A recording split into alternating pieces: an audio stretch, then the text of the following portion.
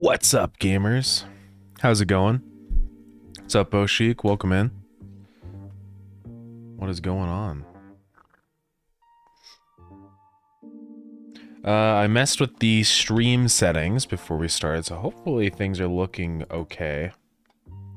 For some reason I was on CPU. I don't know why, but I changed it over to GPU. Yeah, Barry should all be good. So we'll see how that goes. I also changed our server, because I think the Dallas one is stupid. So yeah. Hopefully it looks buttery smooth, and the bits are wondrous. I think it looks pretty good.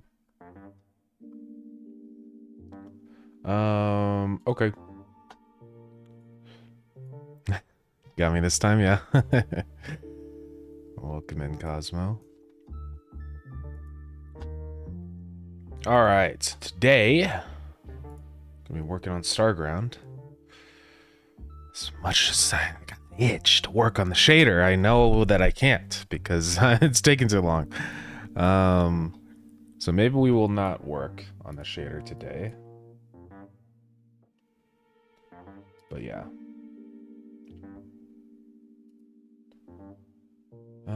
Let's see here. Okay. Let's just jump into it, shall we? So what is this? There's some screen on here that's... What is this? Oh, it's my background. Weird. Almost got scaled up. Okay, let's go. Starground. Alright. So, what I would like to do is something. Well, let's work on some enemies. You know, we've been spending too much time in this dumb shader that doesn't work. As much as I would like it to work, I just I don't want to waste all our time constantly working on this. Maybe we'll take a look at it later, but I'm just gonna hide it for now. We're not gonna worry about it, okay, guys? Okay. So, we're gonna work on enemy stuff, and also... yeah. Still drew some different ideas for guys.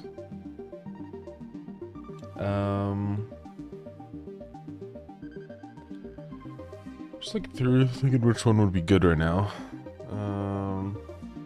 There's like a centipede guy. There is a drill wasp.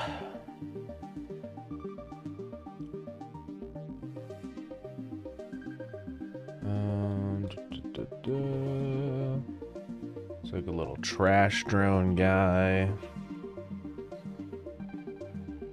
Yeah, it's all sorts of different ideas. And then, excuse me. Today, we'll probably also work on like decorations, more rooms too. So, yeah. So desperate right now, I want to cap the velocity for my cool space delivery game, but I have no idea on how I could do that. It's pretty easy.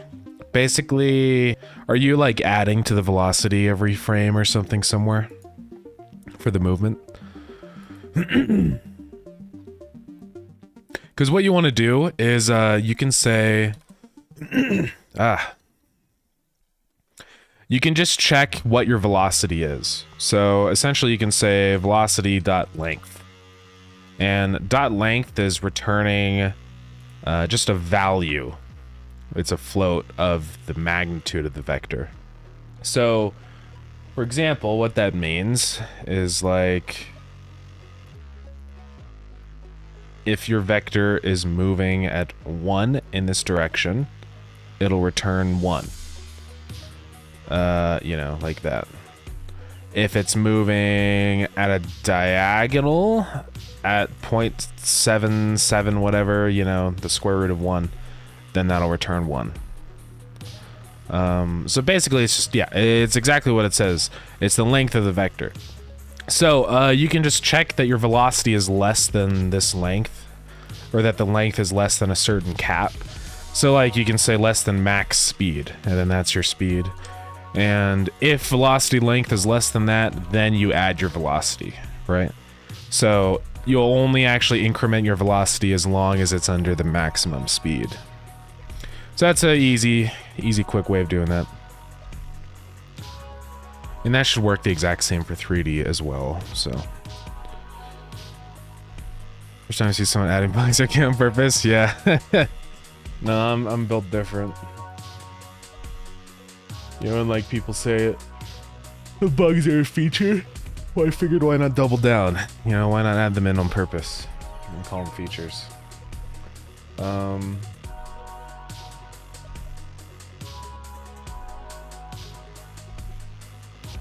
Yeah, so I'm thinking which enemy we want to do right now. We could start with the drill guy. The only thing with that is like Dylan has a sort of setup where like they attach to the player and like drill into your head, you know. And I don't know how I would like make the enemy do that, right? Because they'd have to like lock onto the player, but I don't think that's really gonna work. I don't know. That might be a little tricky. That might be difficult to figure out.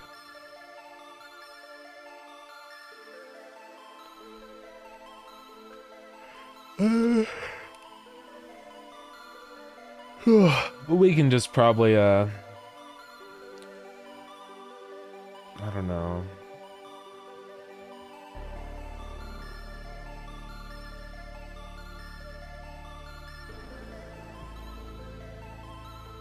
We'll figure it out.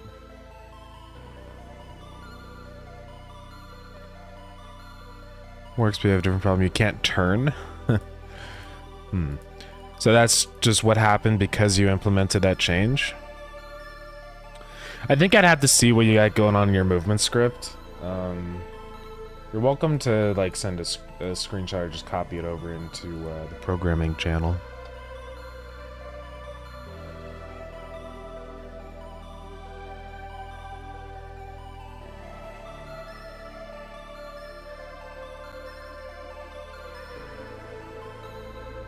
Okay, so we want to do Hornet.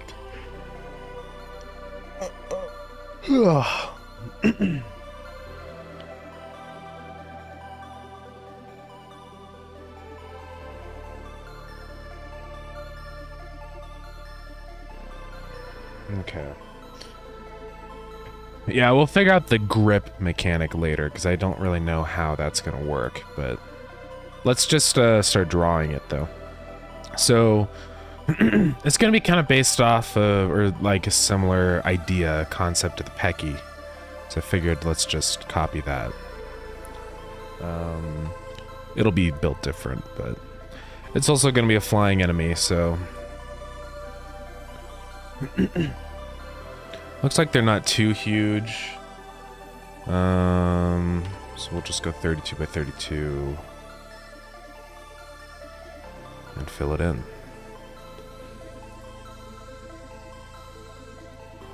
Man, I can't. Alright.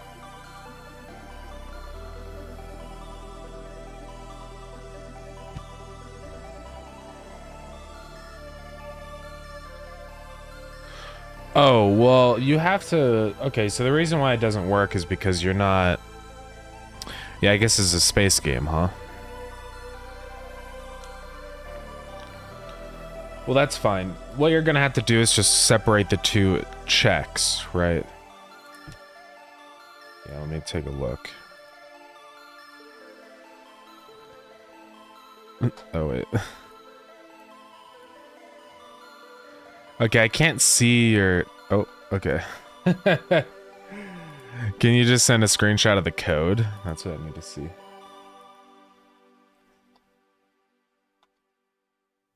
Wrong vid, okay.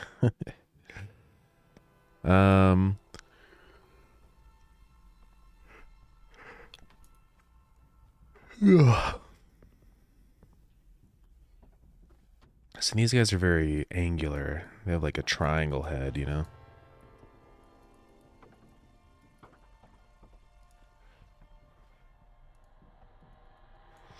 I guess they would probably have their head positioned like this. Yeah.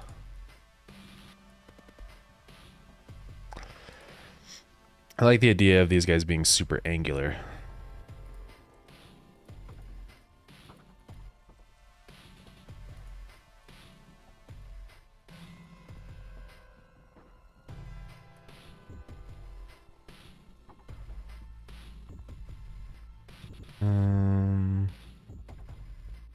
Just trying to figure out overall body shape here. Probably something like that.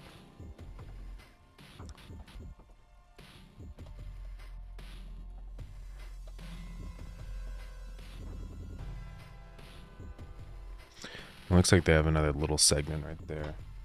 Okay, there we go. Let's take a look.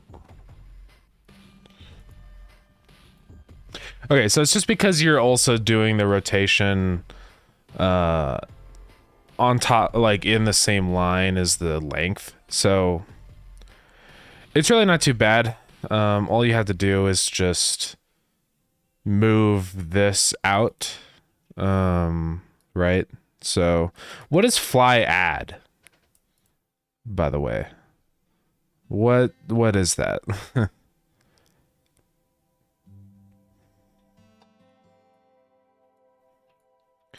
But yeah, basically I think what we're going to want to do is this. Okay, you got a video.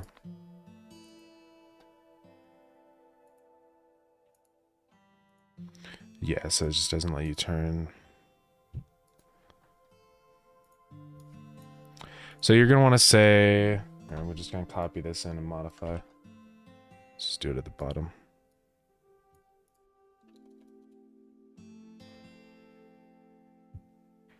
Oh, fly add is just your, okay. It's just like your speed.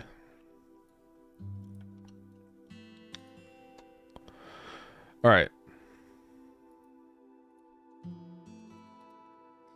So, I know it's going to complain, but don't worry about it. Basically, you just want to break this up, right out into a different thing. Well, let's see, because rotation is... It shouldn't matter if you're... Right, because if you turn...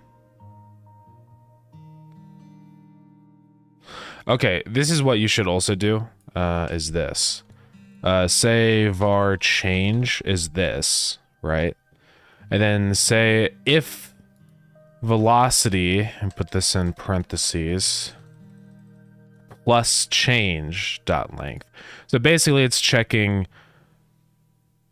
it'll still let you do it if the new one will be less than that, if that makes any sense. And then you just say velocity plus equals change right here. Try that. And that should fix that issue. Because if your velocity does just stay the same, then it won't matter. Or if your velocity decreases or whatever. So try that out. Yeah, just set this to be a variable here, and then check if velocity plus that dot length, and then do velocity plus equals change. That should probably fix your issue.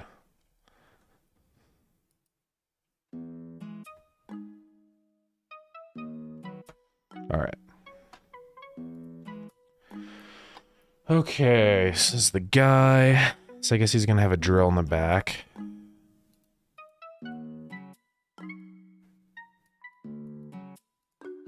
Probably something like that. And looking at the design, there's like another little segment right here.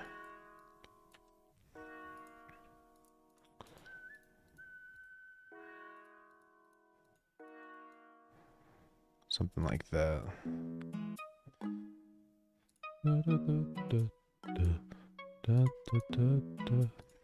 Song goes hard. Something like that.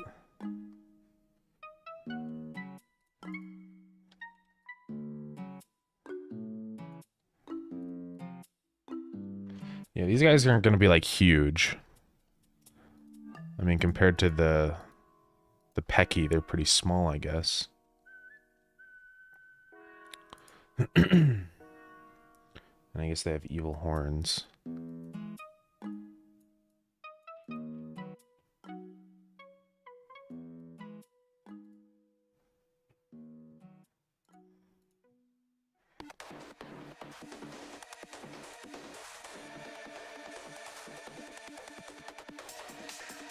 Let's see.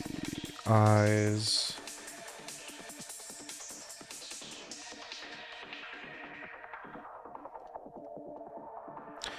It's kind of working. It turns when the ship is greater than 90 to the left or right, but still not exactly what I want.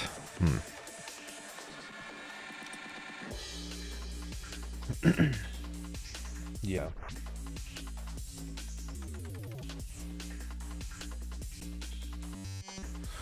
Yeah, it's probably just because it's increasing your velocity again when you try and change direction. Let's see here. How would you fix that?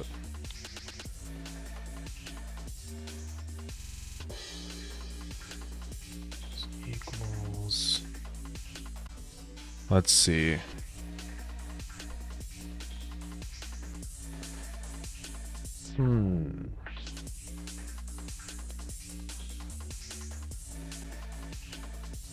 So you can still rotate, but you just can't, like, go forward after you rotate, right? So, hey, Razor, welcome in. What's up? Yeah, I'm just kind of helping out with this, spaceship problem that Cosmo's having. Turn normalizing basically everything, checking if that makes it better, but nothing really turned out on that. Yeah. Because length will not be normalized. So yeah, you want that less than that.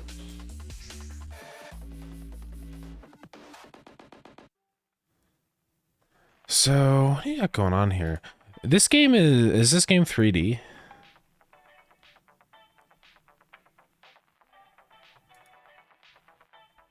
I mean, no, it's 2D, right? Yeah.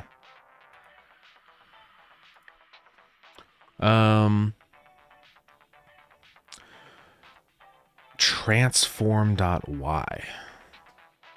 What is transform.y? Because isn't that just your rotation?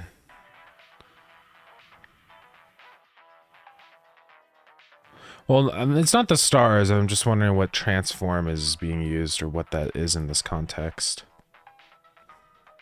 Because it's just going to get a normalized vector of the input of left and right, which is fine.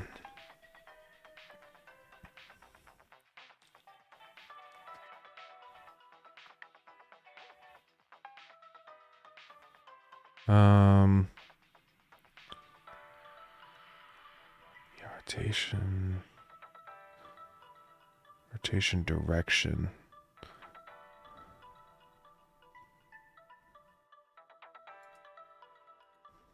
Yeah, I guess it's just confusing because it's adapted from the manual code. Interesting.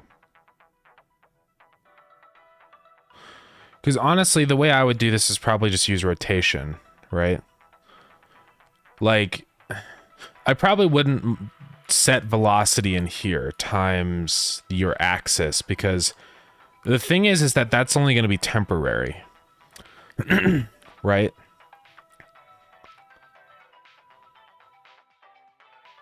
Or unless you're saying that's just add it whenever your input is active.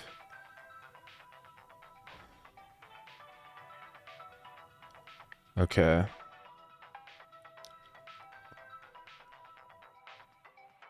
Yeah, let me write this out. Let me put this in here and see if we can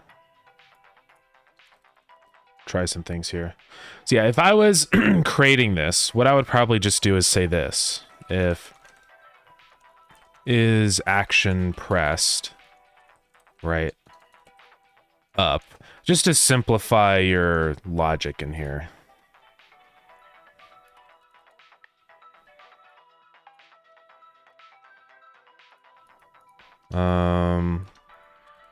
Instead of putting it into a formula.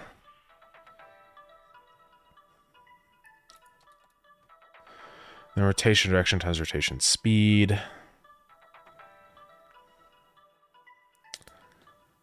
Yeah, transform Y.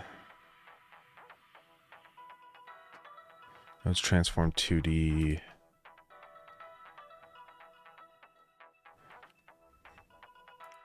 Okay, let's see here.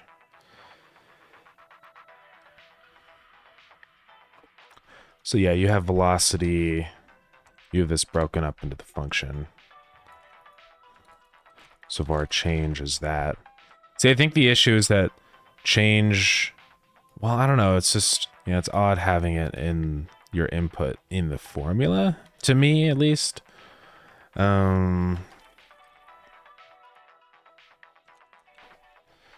something like this, transform y times fly add, I'll just say var fly add is 1 or something. I mean, use an indent. Oh.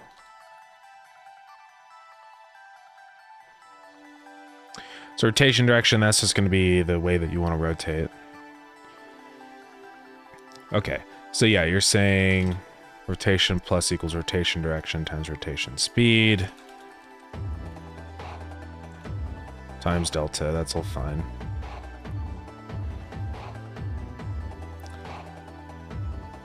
What is it saying? Oh.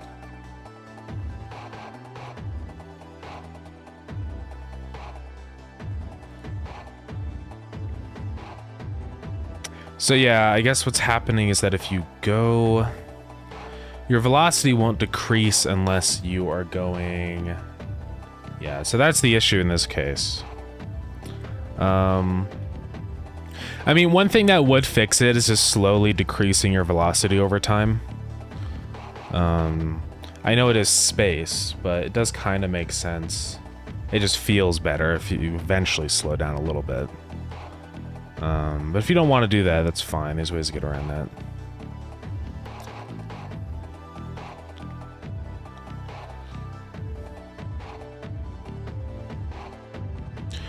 What you could say, I guess, is instead, like, if it's not less than that, if it would be more, then you could just say, I don't know, that's not really going to work because you need it to lerp. Yeah, it's definitely tricky to do this stuff when you don't, like, decelerate, right?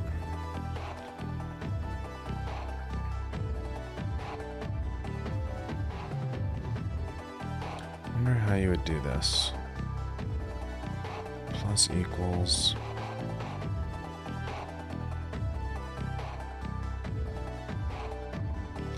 You could rotate your vector, but that doesn't seem good. I don't know. This makes me want to just put this into a little quick temporary project. Decelerate by holding space. Well, yeah. I mean, yeah, there's got to be some way to decelerate, right? Frick it. You know what? Let's just make a little project really quick. Let's I know we're working on Starground, but it's okay. This will only take a second. I just want to, like, I think you have to feel it, you know?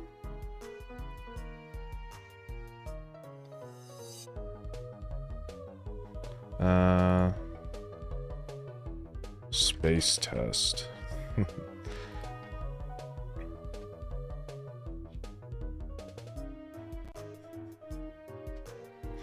I could decrease the velocity when the velocity is more than 6,000. Yeah, that's another way is to do like a soft cap.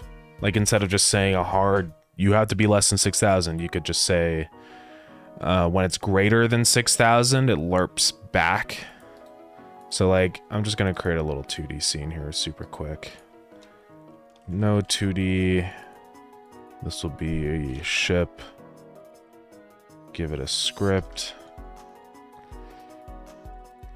function process, get movement delta.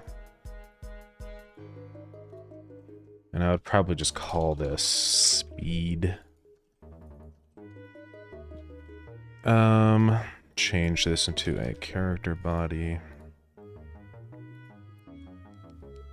Extends. Alright. Fly add, change to speed. Speed. Okay. And then there's a couple actions. We have down, left, right. And ship break. So ship break is going to be space bar.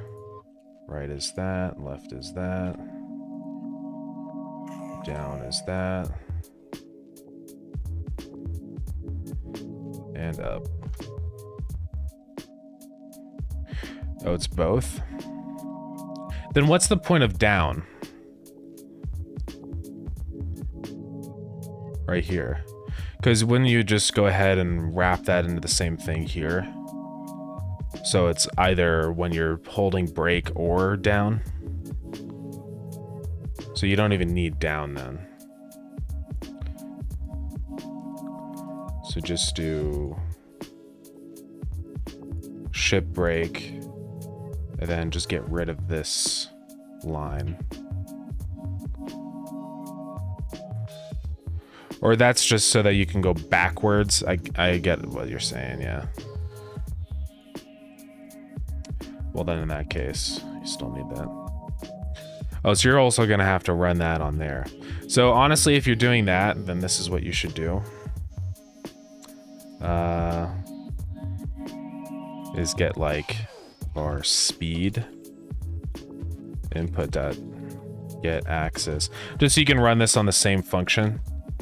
And then negative will be right down, positive is up.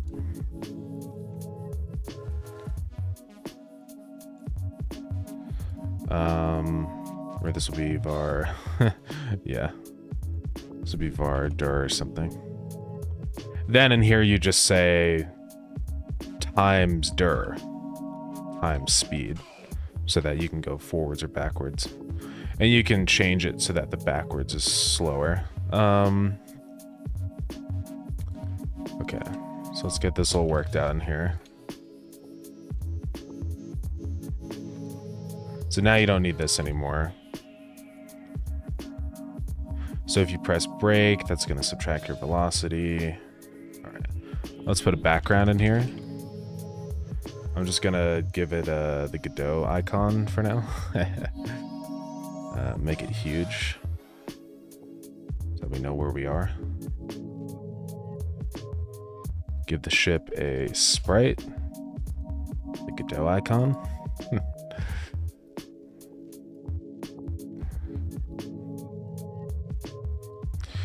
Yeah, so braking is, yeah, I get you. All right. And what is this? No 2D. Yeah, save in there. See, I just want to like check this out. It's just easier for me to be able to like go in here and feel it, right? Okay. I forgot to do a camera. I'm stupid.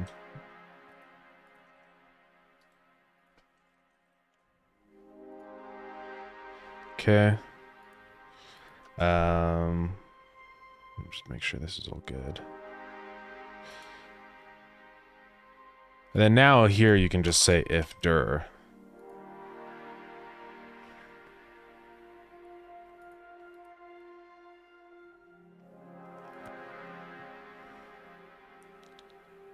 Or I guess in that case, you can just say if change.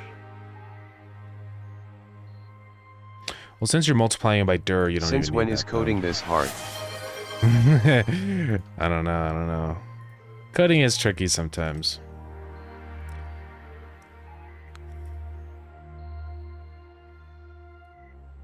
All right, let's try this out. And then speed is probably going to have to be way more, though. Let's see. I must be doing something wrong because not doing anything. Let's make sure that dir is actually real. Yeah, it is. Change dir times speed.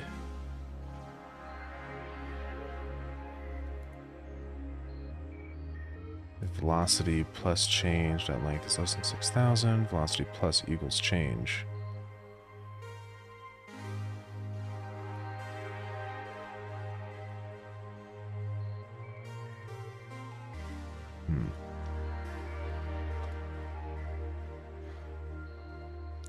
It's not dir times speed. Well, it shouldn't matter. Multiplication is commutative, so it doesn't matter what order.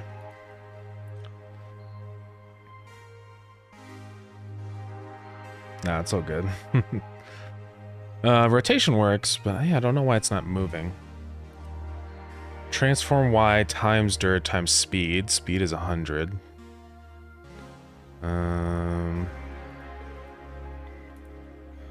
It's quite odd. Let's print out change. Unless I'm like not moving or like something weird, right? Oh, I'm just stupid. Duh. We're good. Got move and slide. Whoa, whoa, whoa, whoa. Okay. Okay, this camera is way too zoomed in. Our speed is too fast. I don't want to go that fast. Let's also just make that maximum speed really small, just for testing.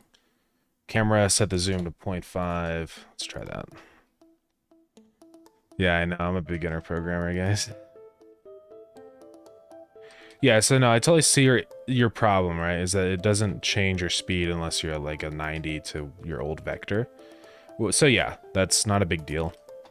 So what you could say, yeah, instead of here, I think just kind of lerping when it's above your, right? So if velocity dot length is greater than max speed, which I'll just set over here, is 10 or something, then velocity dot lerp. Let's see, because we have to, we'll just decrease it, so velocity times equals 1.01 or something.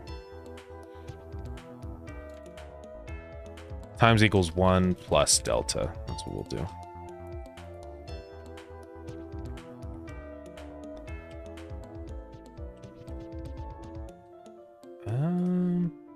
Oh wait, we need to do 1 minus delta. I'm stupid.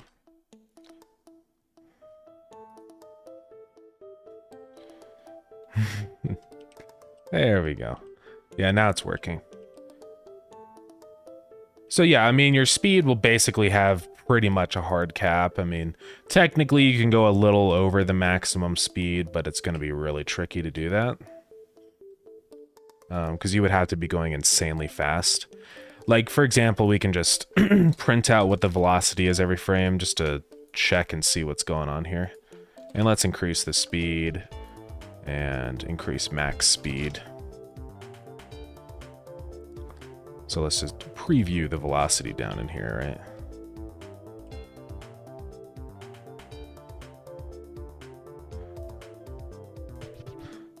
So once it hits the cap around here, it stops, right?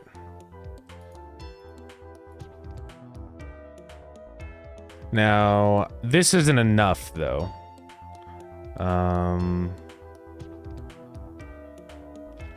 Yeah, we would want to lerp this, I think. I wonder how we're going to do it, though. I guess we could just lerp it to a normalized direction. We could say velocity.normalized, right? Velocity is equal to lerp from velocity to velocity normalized with a weight of 1 times delta. And then this will be times max speed. So basically, if it's greater than the maximum speed, it'll just lerp back to whatever it is. And we might have to set this value really high just to make sure it stays clamped under that value. Because like even that still, it's going over. So let's go like way higher, like 100. Now that should be staying pretty clamped. Let's try this. Yeah, so you can see that now. That's like strictly following the maximum speed. But it still gives you just enough wiggle room to change your direction, so... Then you can brake. So obviously that max speed is way too low. 200 or something would probably be good. So this is at 200. I do see a little bit like stuttering though, I feel like. So we still gotta work on it. Yeah, I'll just send you the code. It's fine. But it's really close.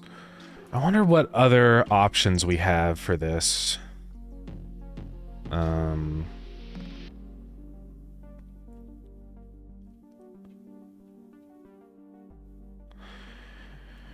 mean, the other option I can think of is this. Right? Is less than max speed. Is basically just decrease it a tiny bit, but so little that it's basically imperceptible. And then you just say, right, plus equals change, velocity divided by equals 1.001 or something, just a very small amount. Just want to see what this would be like. Because it might be a little better this way. Yeah, the only issue though is that it's gonna take a while for it to actually get slow enough. So just a little bit more. But now you can see that's the new issues that you stop moving. So yeah, I guess the other way is probably gonna be the play then. This is lerping, and if it's above.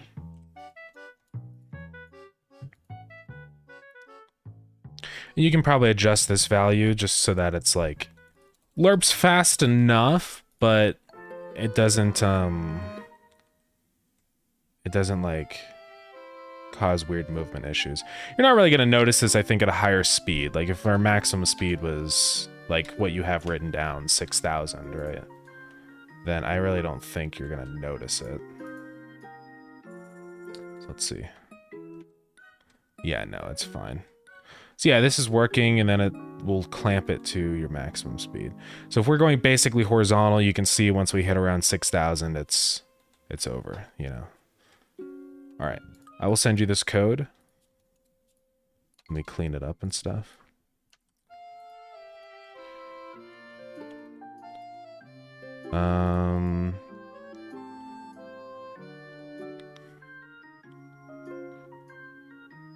And then since we're not using change anywhere else, there's no point in making that a variable.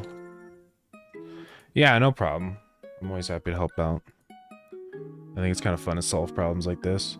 Velocity is that. If you're braking, subtract it by the speed. The only thing I didn't check is when you're going backwards. It should work. Yeah, you can go back if you want. But you wanted it to be less when you're going back, right? So let's implement that really quick. So the way that we could do that is just say if we're going backwards, then we have to decrease our maximum speed, right? So just say this, var set max. Yeah. No, I'll just help you out really quick with this.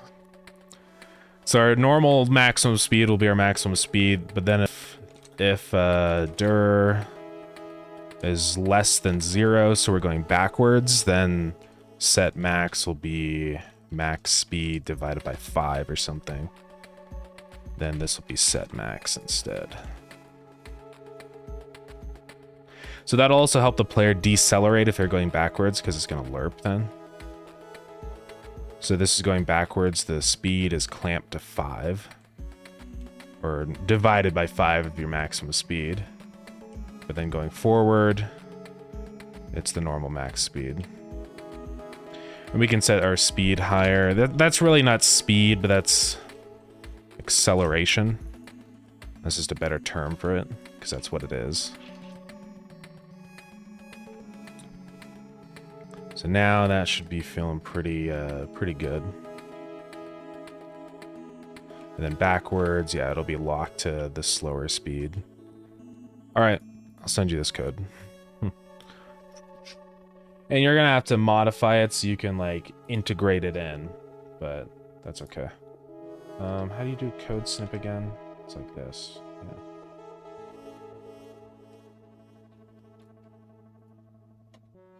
Oops. How come I can't send it?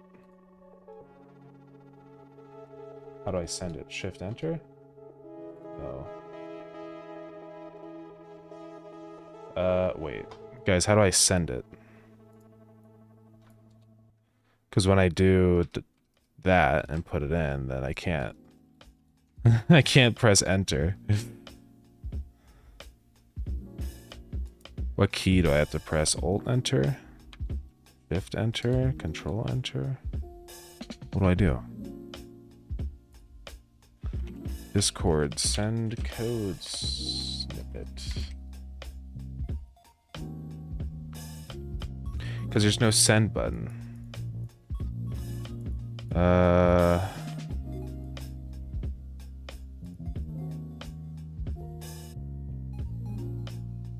actually don't know what to do. Well, I can just send you the GD script file, I guess. That's the only way I'm going to be able to do it, I guess.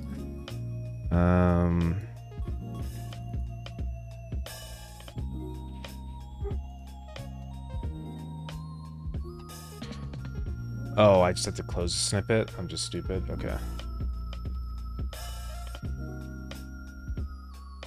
There we go. Okay. I didn't realize you had to close it again. Thank you. Alright. There you go. Hopefully that helps. Alright. Drawing time.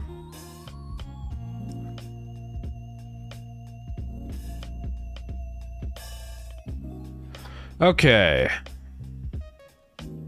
So here's our guy. He's gonna have bug wings. What do wasp wings look like? Okay, so they have like 4. I'm not gonna show you guys wasps in case you don't like wasps. I mean, I hate wasps. Alright. So there's gonna be 1 wing here. Right now, this is gonna go up at a 45. We're gonna animate these wings and stuff, so. Something like that.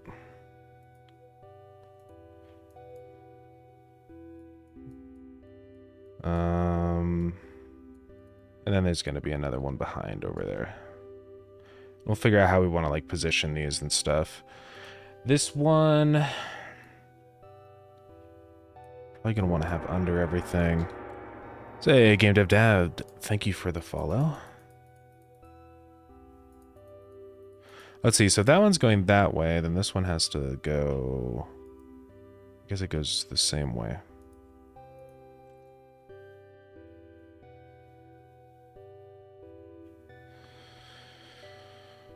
Yeah, and this will look better in motion because it's gonna go like down, so it'll be easier to tell the perspective of how this works.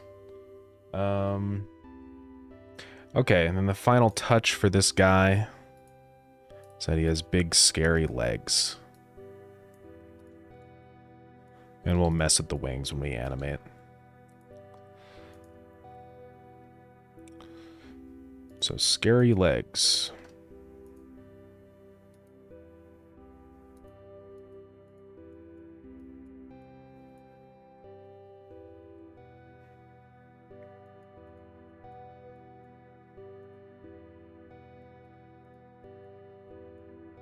And then he has like these grippy claws, right?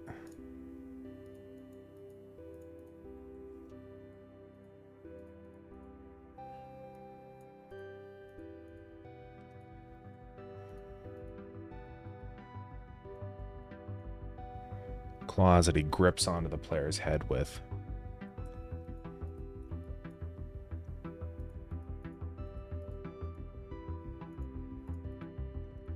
And the background ones will be black. Figure that out. Yeah, we're gonna have to move all these around. Let's get all of these ones onto their own layer. Let's move that up. I'm just gonna duplicate this one because why bother making another one? Okay. Same with this one. Let's just duplicate them. It'll be easier. And we can modify them later.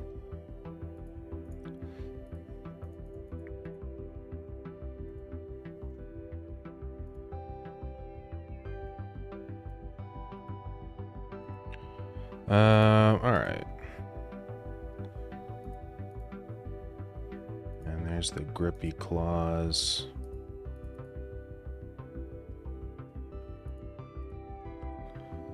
Paste these around. And I'll probably modify these a little bit. I like how they're kind of designed. Just looking at the reference drawing.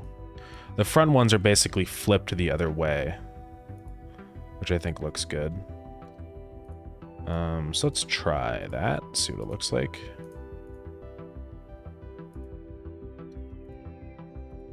These might be at too much of an angle, so let me actually modify.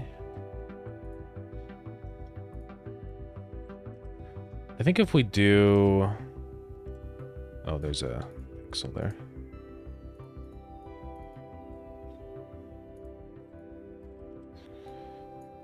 Oops. Let's see. I think the top one should be at a 45 like that. But then these down here should be at a 60 or whatever it is. The longer one. What's up, Dylan? How's it going?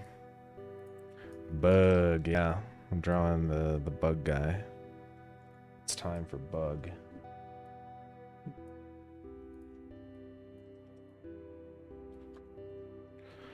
I've been taking too long to do the enemies because I've been busy with shaders, but that time has ended.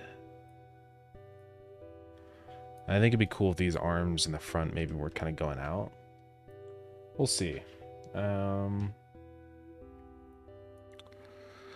know in your design you have 6 legs. I'll see if we can squeeze that many in, but it might get a little messy here. We'll see. I don't know. And then it looks like the front arms are kind of fundamentally different. I just make it 3. Yeah. It's just 1, 2, 3, 4, 5, 6. Well, either we go 3 or 4. Or, I mean, 4. I mean, I guess we have 6 legs on the mosquito guy. I think we can work it in. I'll just have to make the background ones kind of, you know, dark. So they're not too distracting.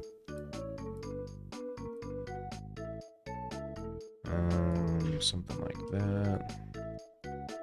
Copy that, though. It would make sense for these grippers to still be in the front.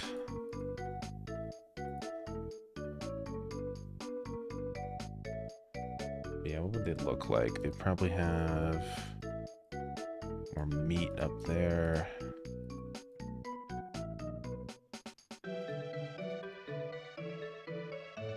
I'm trying to think how wasps would hold their arms. Yeah. I don't know how, because I'm not a wasp.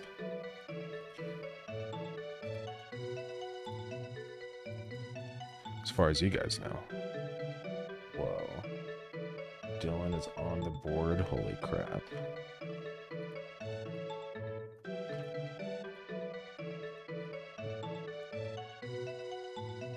Could mess with that design.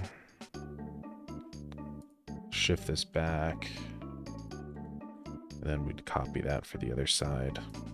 I think it's kind of fine to make the arms and stuff look all gross and deformed because it is a bug. It's not going to have these cute little animal arms, you know.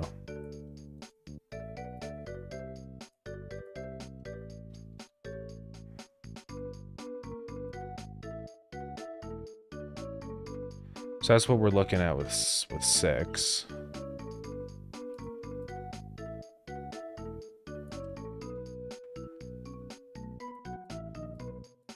And then also it looks like the body got a little fricked up right here.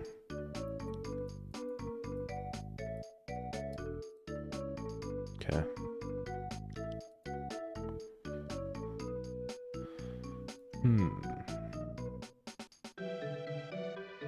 Wonder if it's just that one diagonal pixel here. I mean, this is also going to be outlined too. We got to remember that, so it's going to kind of fill in all the little weird pixels and stuff. We could maybe brighten these appendages up or something. I don't know, it's difficult too. I don't think it looks right. Unless we do... what other color would work in here? Like a red color like that. More orangey red. That could maybe work.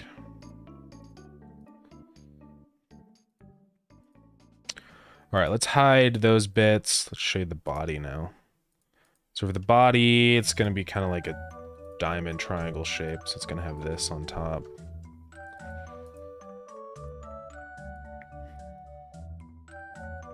And then this would kind of be like...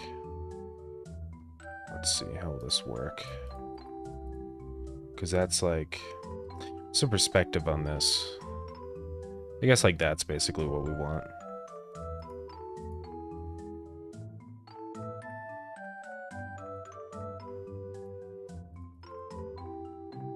And then maybe up that. It's not too bad.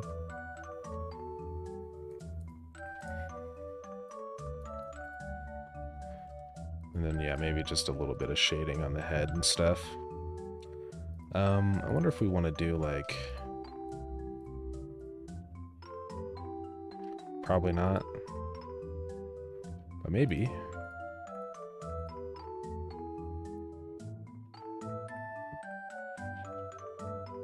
It's not terrible. Alright, and then anyways, this bug is not going to be this bright yellow color. I think it's going to be more of a tan, sandy bug. Like this. Yeah. Evil bug. Let's shift those front legs up. And I'm probably going to move this front one over. Just like that.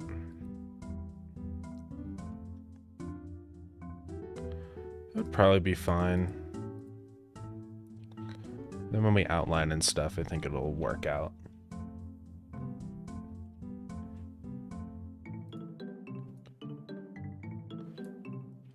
Oh yeah, the wings are weird. Where's the other wing? Oh, it's over here. It's gotta be below the body. Yeah, where were these wings attached to? I guess it'd be from here. It's like a little segment. Same with the back wing. We'll see like the top of the body so it won't look so weird, right, when the wings go down. And we'll also move the head around and stuff, so I think it'll be okay.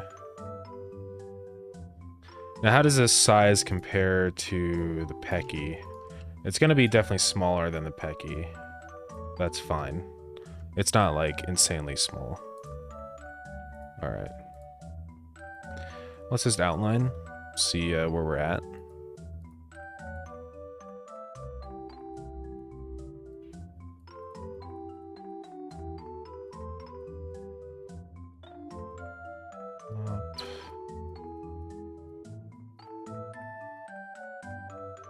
Because yeah, outlining always makes things seem bigger than they are, so I try not to make them too big.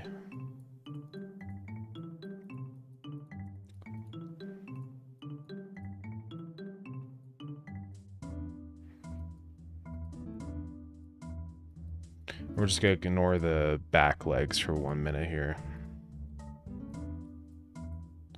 Just to make sure that we got all these done.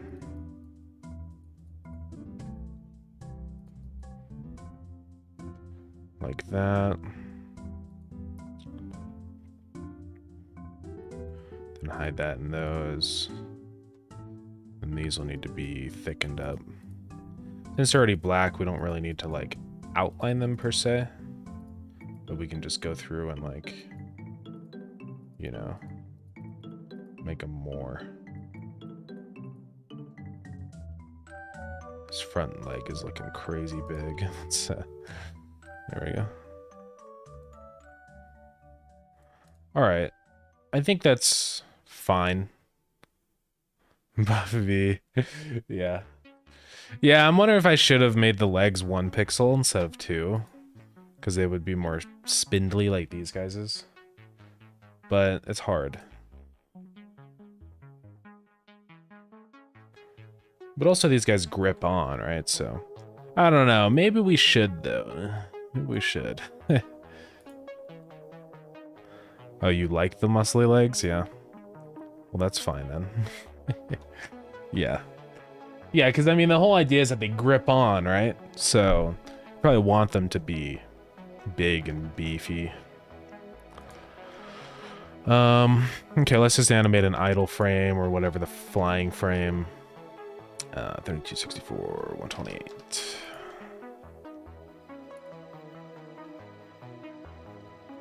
And all right, let's start pasting. Right there, yeah. And I'm just gonna paste this frame by frame before I paste it to all the other frames. I think it's easier to animate by just doing like 1 frame and then moving to the next one instead of putting them all down and modifying each one. Man discovers what frame by frame animation means. Alright. We got ads going in a minute. Apologies. I don't know, maybe the eye should be darker. I'm kind of feeling that, but we'll see. Alright. So wing animation is very easy. Basically, we just... every frame, we're going to flatten out the wings, right? So the wings will go there on this frame. And then delete the top. And then that means the back wings will just be, like, practically invisible. Like that. All right. And then let's see, on this frame, we need to have like a motion, kind of how we have with these guys. Because if we run this animation, let's not do 100 FPS. So they kind of do like this wobble motion up and down, and I think that's what we need to do here. So for their head, does that go up 2 pixels? It does. It goes. So let's try that. I think that's gonna look the best.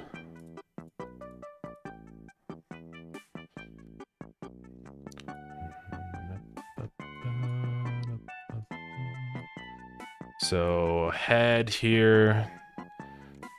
It's gonna go down a pixel. And let's delete all the outline garbage. Honestly, let's go back to do the outline, I think. Let's just animate it first and then do that. So let's copy again. I don't know where this is supposed to go.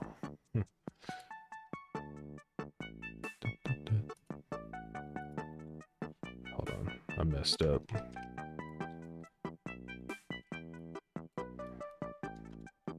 All right. So right there, head is down, and then here, I think the whole body will go down, and also head goes down. So that means it's 2 pixels of head movement. Let's actually just copy this one. I think right there, yeah. So then head should go... body, oh yeah, we have to move the body down. So body goes down. And then body stays down here, but head goes back up a pixel. So that should be one different, yeah. So let's just preview this. All right, so that's the kind of motion we got, and I think that's a good flying motion. And there's other segments on here that we can kind of move around. I don't know if it makes sense to move the drill independently from the body, just because it's like, I imagine kind of a very attached thing. Unless we want to see what that looks like. Maybe it just kind of tilts down or something.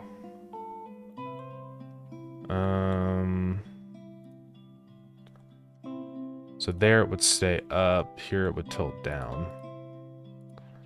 So it's tricky to do. I mean, it doesn't really matter that much in motion because you won't really notice it if there's jaggies. And on that, we would have to have like some darker, you know.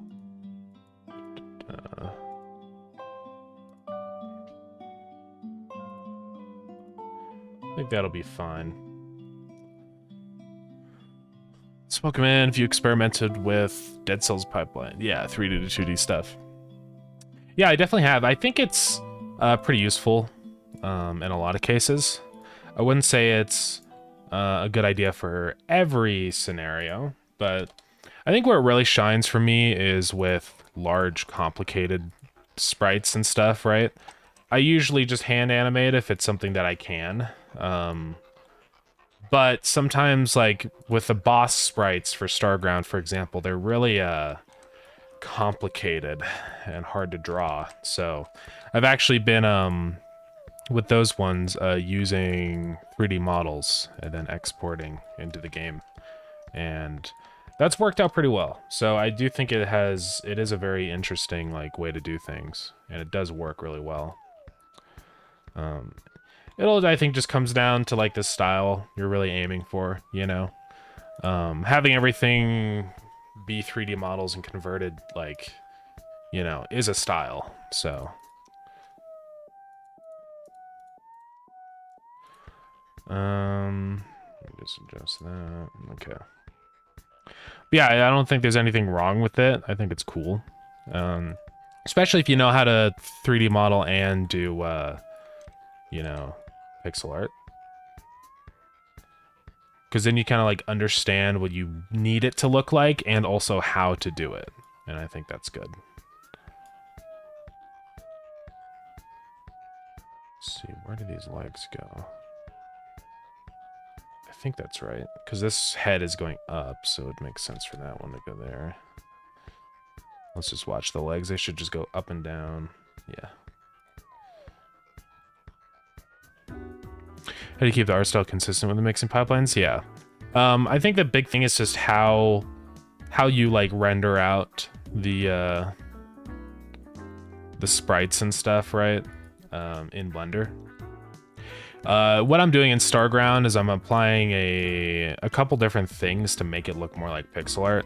I'm doing color quantization. So basically it like snaps the pixels to the nearest color, which just helps it look more like more drawn, right? Instead of being perfect and 3D modeled, and having a trillion colors. Because basically it's like, okay, there's a couple things with pixel art that I want to get across with the Blender sprites. I have a set palette, right, for Starground, and for all the pixel art I do. I have a limited number of colors, and so whenever I'm exporting out of Blender, I am emulating that. So I snap all the colors, all the pixels to the nearest color, and I say give the sprite like 10 colors or something. And so that's a good way of like making it look more like pixel art.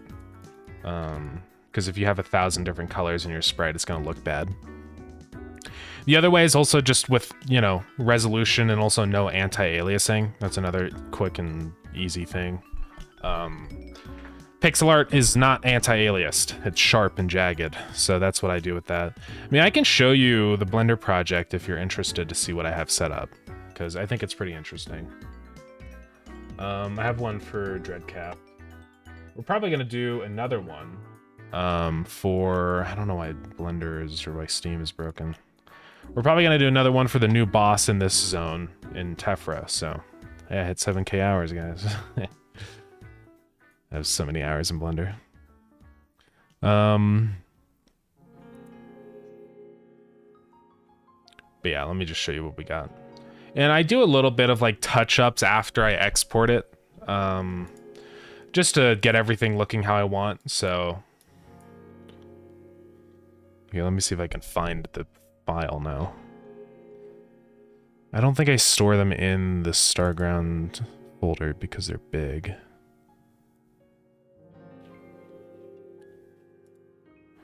I know they're here somewhere, though. Give me just a moment, everybody.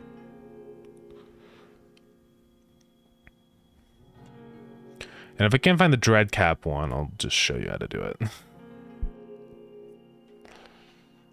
I hope I could find it, though. It's not in there. Interesting. I wonder where I put it.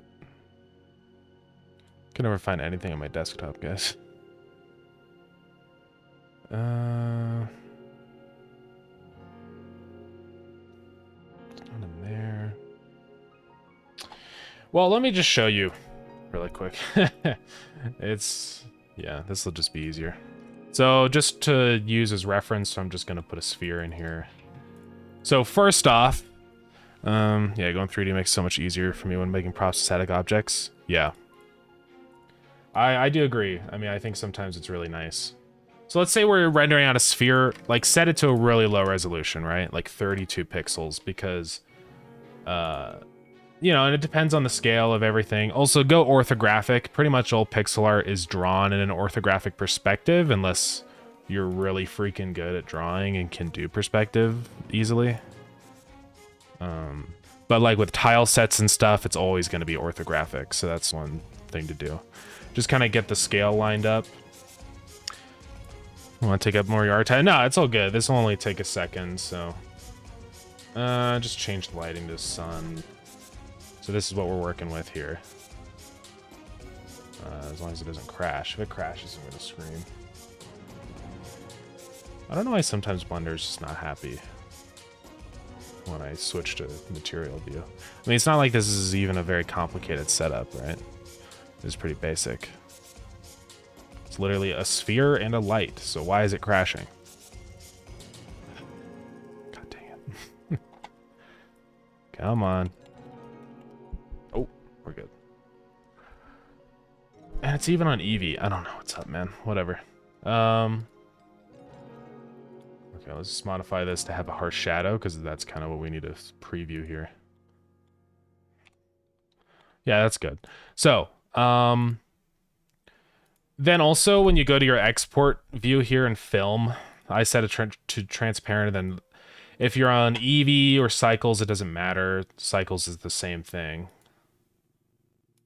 Oh god, GPU. On Cycles, you need to do Gaussian and then do 0.01, so that when we render it out, you can see it's all pixely, right? So that's what we want to do there. Except there's a little bit of transparent pixelage. But yeah, basically, or it might be, what is box? I don't really know what all these different rendering modes are, anti-aliasing modes. Maybe it's Blackman-Harris that we need to do. No, I'm pretty sure it's Gaussian, and then you just do like 0. You can't actually put in 0, but... Oh, you found a Blender add-on? Okay, nice. That's awesome.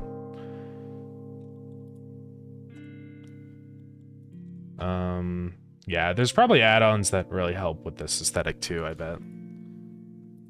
And then what I do for the materials, basically I just set up a quantization material. So I'll show you what that involves. So we want to do separate color here. Or what is it? It's like shader to color or something.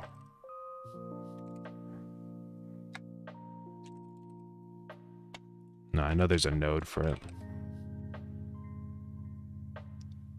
Pretty sure it was separate color.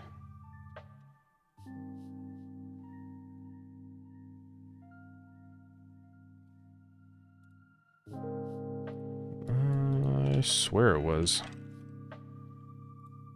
And then you combine color back in. Maybe I just do that in here. Well, no, that wouldn't work. Wish I could find... It's called pixel art rendering in Gumroad. Okay, cool. It probably has quantization built in. Well, let's take a look at that and see what it does. Yeah, so this does pretty much everything you need. Cool. And it even has outline stuff, which is interesting. I'm here to show you. I can't pause it in here. That's annoying. I'm here. I always do the outline separate. I don't ever try to integrate it into the Blender scene because it's usually pretty janky, but yeah, no, this works. Okay, it has dithering and stuff, which, so yeah, this is basically all you need. Yeah, this is what I'm doing it here with the quantization. Let's see if I can see it in here. Yeah, I have it set with like a color ramp. Oh, shadered RGB. That's yeah. So yeah, what you want is shader to RGB. I don't know where it is though. Where is it? It's not input RGB. Where's that node? Am I crazy? Shader RGB. Okay, I don't know what's going on. I swear that node is real. It might be like a different kind of node that you have to change the mode on or something. I don't remember where it is, but I know I've used that before. But yeah, that's for the quantization, and then you can use the color ramp to choose where those colors get snapped to. Yeah, it might have been renamed or something, because I know that I've used that node. So I don't know what it got renamed to, if it did. But yeah, this has got everything set up already, so you might as well just use this. So yeah, it's got the dithering and stuff built in, which is cool. Yeah, what's it doing for the outline stuff? I presume... Is that using a... Might be using a geometry modifier. Okay, it looks like it's actually using probably grease pencil? Freestyle, whatever that is. But yeah, I would just try this out, honestly. Yeah, it looks pretty cool. And also another route too that you could take with this is like an in-game shader for pixel art. So that's another way, you know, if you want to. If you're just wanting to export sprites this way, I think that's fine. But you could go in here and there's like a bunch of different pixel art shaders. Right, so like this pixel art style shader and stuff. So that's another thing you could do too if you want to do it all in engine, like this shader. It does 3D like pixel art outlining and highlighting and all that stuff with the perspective, so it's another option too. But yeah. But no, this add-on looks pretty cool. I didn't know that was a thing. I'll have to check it out. It might make the process a lot easier. Especially if I mean, the outline is pretty rough, but I could probably go in and kind of clean it up, and it would probably save me a little bit of time, so. Yeah, thanks for linking that. Or yeah, you're always welcome to drop a link, too, if you need to. Alright, anyways. Ooh. Close, don't save. Alrighty. What are you doing in here, Dylan? Are you drawing in here or something?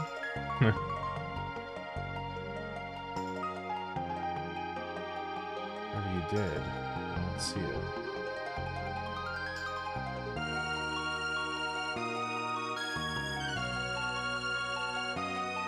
All right. Just taking the time walking through your process. Yeah, no problem at all. Yeah, and I think like it is good to do like a manual pass through and just clean up, because there's always going to be little weird pixels and things that like to us look bad, but the computer has a hard time telling, like, you know, or like trying to implement something like that into a shader, like cleaning up isolated pixels and stuff is really hard. So you're probably going to run into that. I can just show you the sprites that I rendered out from Blender, because apparently I can't find the project, so. Oh yeah, it's called Dreadcap now. So like, here's the sprites that I've rendered out from Blender. So you can see it looks pretty good. And then what I did is I just went through and applied my color palette to keep it in line with all the art. But yeah, it's so much faster to do like stuff like this, like boss animations in Blender, because animating in 3D is like, it's easy, especially when you have to do multiple directions and stuff. It's just way faster than having to redraw, because when you get to this resolution of sprite, I mean, this guy's huge. Yeah. I usually render at about a 63-degree angle. I can... Let's just launch Blender really quick. This will only take a second to show you. I think it's usually the default, like, camera angle, but... Yeah. But I just like this perspective, because it gives, like, a nice, in my opinion, like, mostly side view, but a little bit of the top. And you can change this depending. I mean, you could, you know, do whatever angle suits you the most. 45, a lot of games will do, but I kind of think it looks sometimes odd where the top is way, like, the same size as the side. So, you know, it just depends on the style you're going for, with, like, what flavor of top-down. Yeah, 45 works just fine. Some games will also do, like, even more than that, right? Like, some games will do, like, a really top-down perspective of, like, maybe, like, 15, right? Not a whole lot of games do this, but some games. So it just kind of depends on the style you're going for. Yeah, Starground usually hangs, like, a little bit above. I'm not really perfect about it, but, like, somewhere between 63 and 45 usually. So, it really depends on the sprite. But, yeah. Because some sprites I do purposely have more side viewed. Like, the player and stuff, for example, is basically just straight on the side. Because it's way easier to animate, and sometimes it just looks a little odd when, like, everything is at the same perspective. I can load up the game to show you what we got.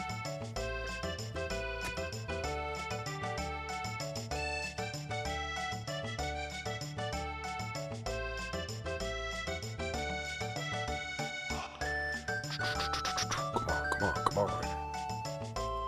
Game load. What's taking you for so long? Okay.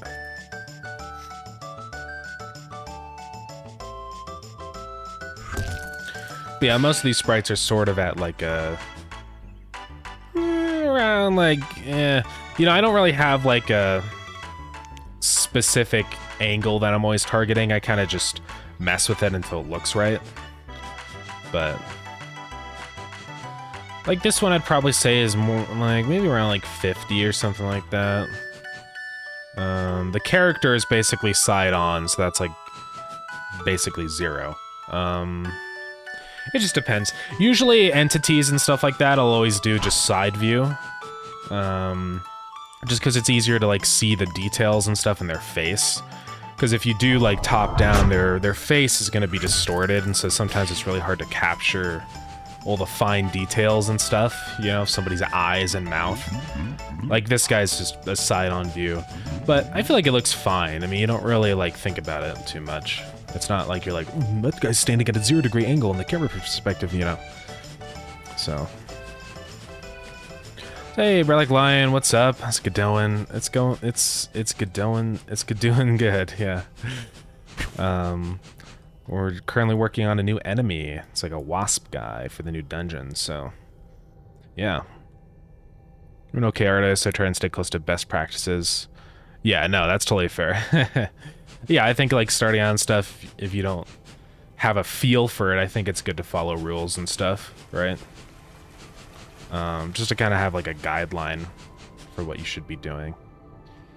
Yeah, I feel like this sprite's a good example of like the perspective I'm usually trying to grab.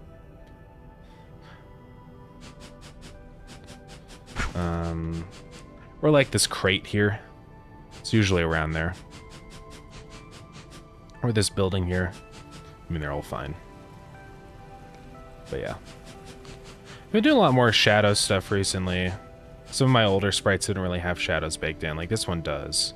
I actually did this one with a line 2D. You can see it's not pixeled. It's like sharp, but no one will know. Yeah, I need to go through a lot of these sprites and add shadows because I think shadows are very nice. It's something that, like, you know, you kind of leave out, but then you kind of realize it looks way better with shadows. For the longest time, I was like, I just don't need to mess with it. But like adding a shadow under this sprite and stuff would probably be nice, and maybe like, I don't know, just to go around and do that, I think would look good. But one of these days. It's going great. I've had a heck of a good week. Nice. That's awesome. Yeah. It's been going pretty good here. We've been just working on yesterday we worked on this fog shader for a really long time, basically the entire stream. I'm trying to get it to like display right, but it's really hard. We might take another look at that today. I don't know. We'll see. But yeah, it's definitely been frustrating. Because we're so close, right?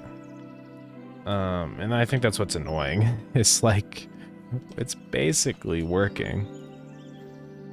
The only thing that doesn't work with it right now is the zooming, but I figured today we're gonna take a little break from that for a minute and move on to some enemy stuff, because I keep wanting to do enemies and then I never get around to it, so if I don't start with it, I think it's never gonna happen. So yeah. It's getting hot. Alexa, fan on. I don't know what the deal is, dude. The weather right now. Yesterday it snowed. And then the day before that, it was like 80 degrees. So I don't know what's going on anymore. It sucks because all the trees and stuff started to bloom and blossom, but now the freeze probably killed all the blossoms, so that sucks. Sprites look good. Thank you very much. Yeah. Yeah, the whole idea of this guy is he's gonna grip onto the player and drill his head out. So, pretty gruesome. I'm trying to think how I want to animate the legs. I mean, I think the legs on this guy are a pretty good example. I mean, they don't really do much. I don't think the legs here should do too much. But maybe on like some of these frames where the body goes down, I would have these front legs kind of splay out a little bit. Right? Like maybe just have this one go over to the left and then return back. Unless I want to do inverse and do that when it comes up. Which I think I'm gonna do.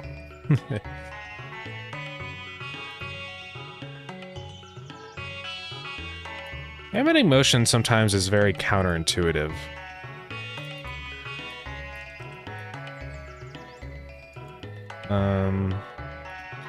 Because there's a little part of you that's like, just animate everything like moving together, but you really don't want that. Like you kind of want to add motion, you want everything to be like separated and like dysfunctional.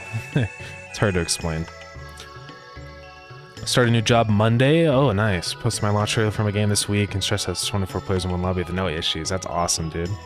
Congrats, yeah. It's so great testing multiplayer and just not running into issues because it's just it's usually just constant issues. So no, it's really cool. Hey, finding focus. Thank you so much for the raid. What's going on? Welcome in. How's it going? We are currently drawing right now.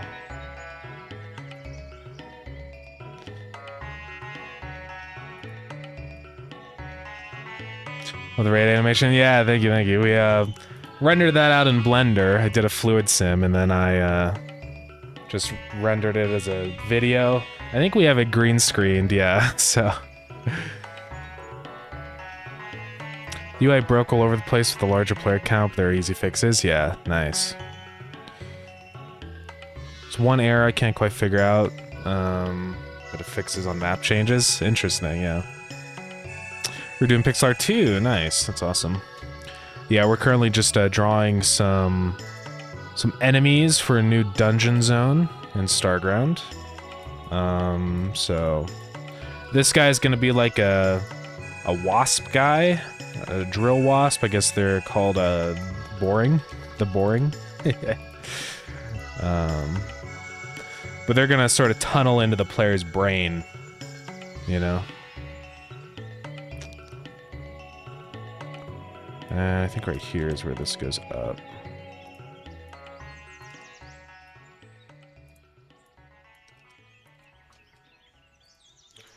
There's a couple weird little pixels there. All right. This is probably getting pretty close. I feel like the leg motion is feeling pretty good. I don't think the middle ones should move too much, if at all.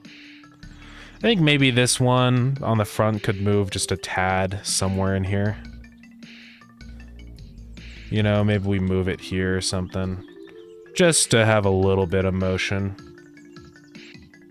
But maybe instead of that way, we move the other direction. Maybe we move it up right there. Let's see. Yeah. That's pretty much it.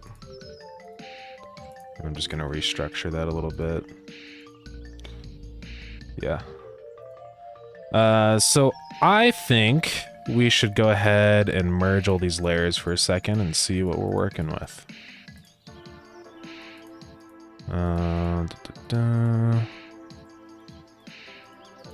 Yeah, let's try it out. Make sure everything looks normal. Yeah, I think that looks pretty good. I think that's about where I want it.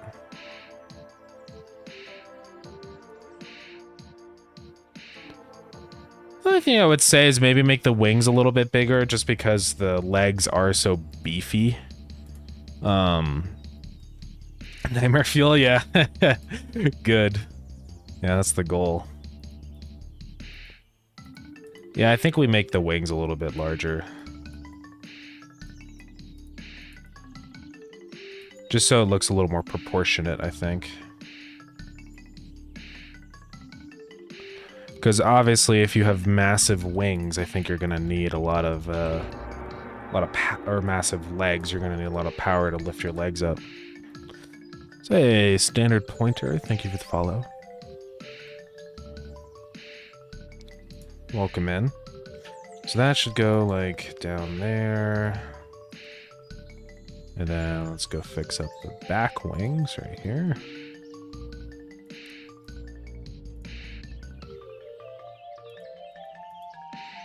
Let's give it something like that. That'll do.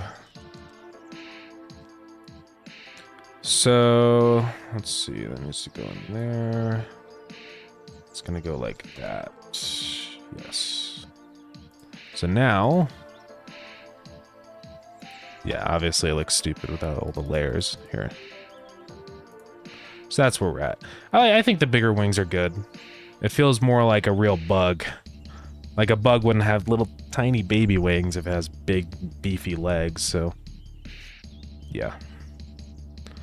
I think that'll work. So the whole idea with this guy is that he's gonna, yes, come in and then take his drill and go, you know? So only other thing that I think I'd want to do is maybe add a little bit of shading to the drill. Just for fun. Just to make it look more like a drill, maybe.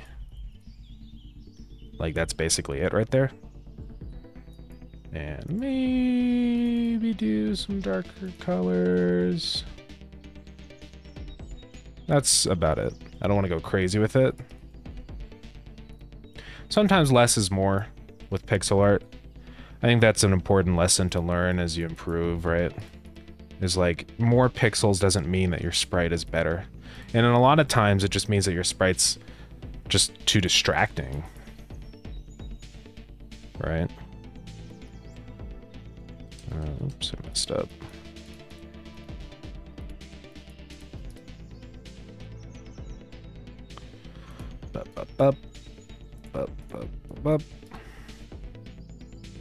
And it heavily depends on the style and all that, as usual. But yeah. Why do you go invisible? Okay.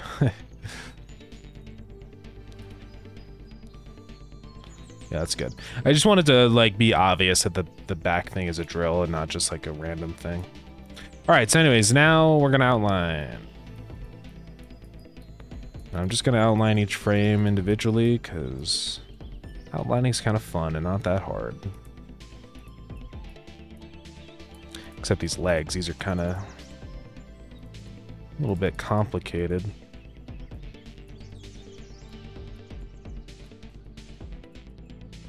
Yeah, I've gotten pretty quick at outlining.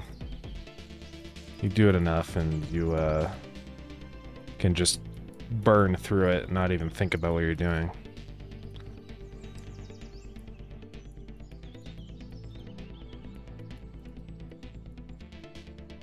Oops, oops.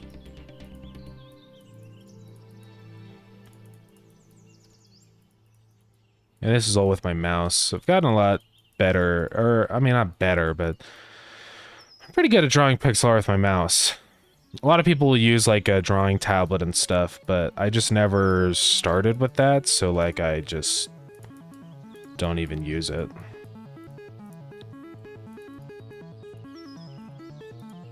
I do enjoy my drawing tablet for like regular drawings, not pixel art. Just because I did draw a lot before I did pixel art, like just on pencil and paper, so that type of drawing is still pretty natural to me, but for pixel art though, mouse is honestly just convenient and easy. I don't want to have to set up my tablet every time I want to draw a sprite. Because with Starground development, that's basically every like 5 minutes, so it would take too long.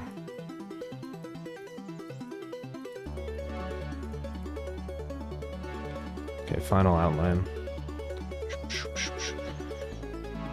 Yeah, for these flying enemies, like basically this is like their main animation. Like they don't really need another animation. So yeah. Also, Dylan, are you here? Are you here, Dylan? I have an inquiry for you, Dylan, if you are.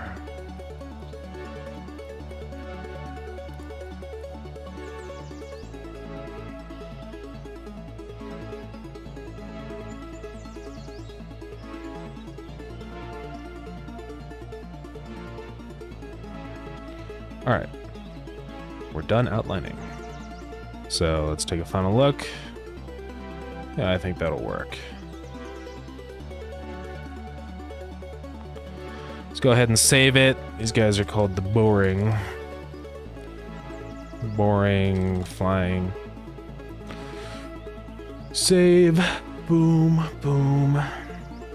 Let's go copy our mosquito. Hecky.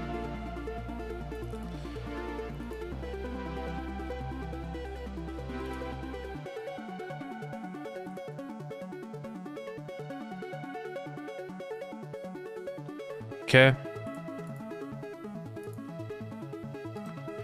Make unique. I don't think you have to, but sometimes I feel like I do. Delete those frames. Go into sprites. Go to...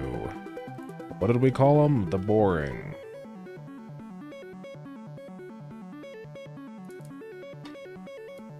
Four horizontal, one vertical. Boom. The bug is here, guys.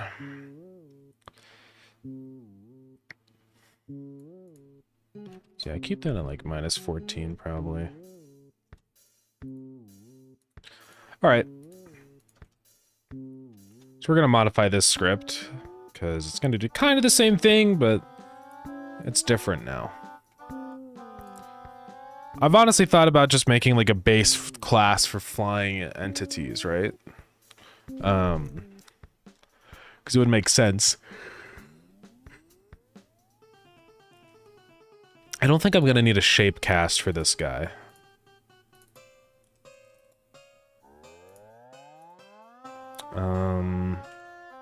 Because I think what he's gonna do is,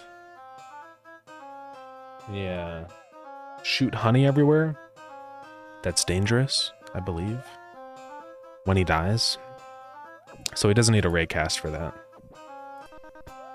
Right now, he has all the same sounds as the Pecky. I might change the sounds a little bit, but they're probably going to be kind of similar since he's also a bug. There's no such thing as the dungeon group anymore, so we can get rid of that. All right. So, we've got a bunch of things in here with the rotation and all that stuff. Yeah, I'm probably going to keep it pretty similar. I would like to just make a base class for this style of attack, the rotating attack, but I don't know. Do I want to do that right now, though?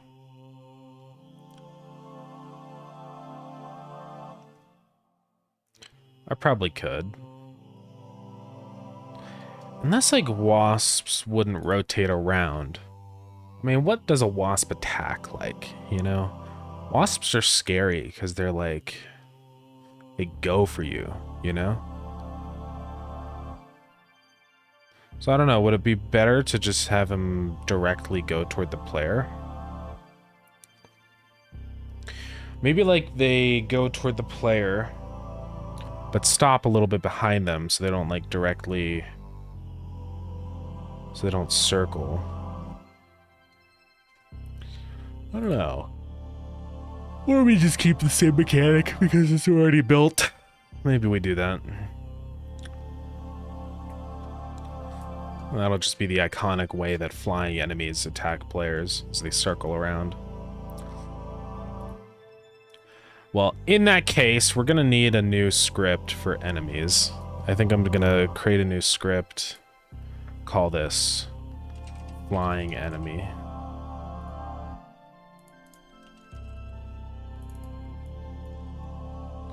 And that's going to extend enemy.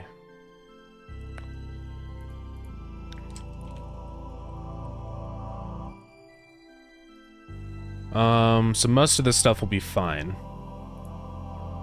Although, I'm probably going to move a lot of this stuff into its own thing, right? Like the timer, instead of that being, let's see. Like a node that we have to put in here, we'll just create it. This is going to be better that way. So I'm going to say our attack timer and only if server. Timer.new.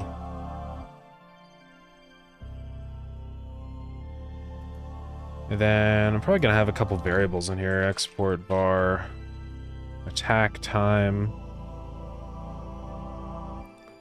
You know, will be whatever, 4 by default.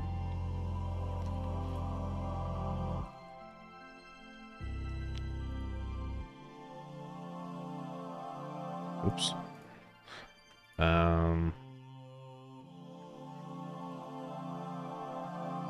Oh, randef, range.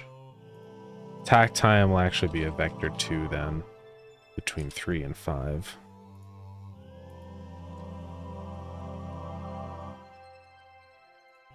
And then start it. So we're not going to do that timer thing anymore. And then ambience, we'll probably have that. So on hit, this is where we're going to pause it and stuff. And if is server, only do that.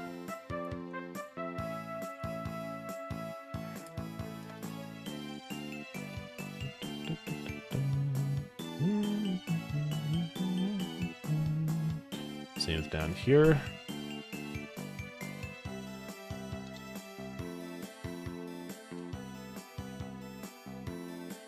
timer that paused is false. We got the shape cast stuff, so we're gonna get rid of anything that's specific to, you know, the Pecky. This is just gonna be basically a generic class for a flying enemy.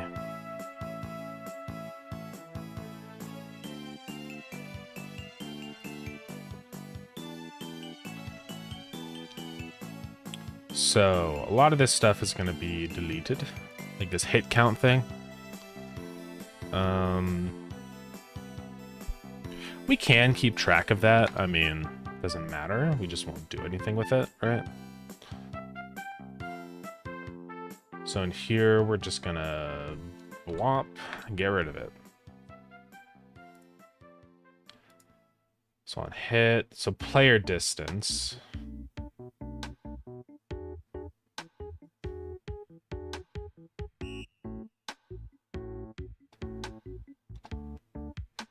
I'm going to say export var follow distance, right? By default, it's 90 to 96.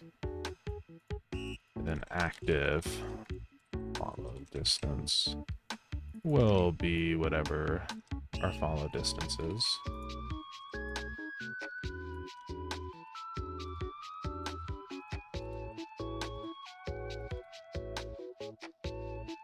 All right.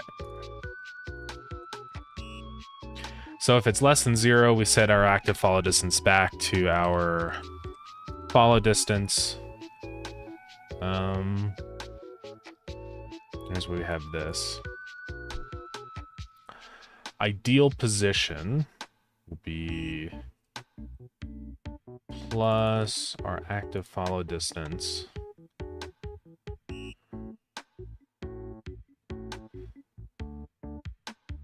And then right here, saying active follow distance less than that, let's set it back to our follow distance. And this is where we start our attack. So I think I'm just gonna have another variable, so why not, var attacking. It's just easier that way.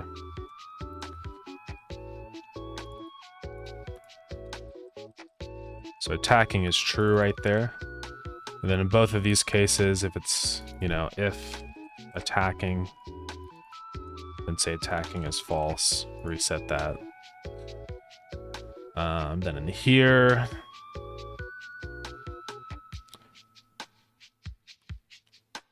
attack target, right here, if attacking, then say attacking is false again. Okay.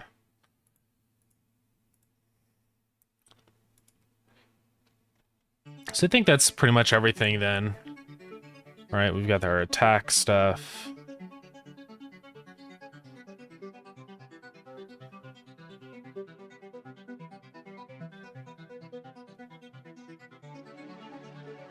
On hit, if attacking. So yeah, whenever they get hit, they stop their attack.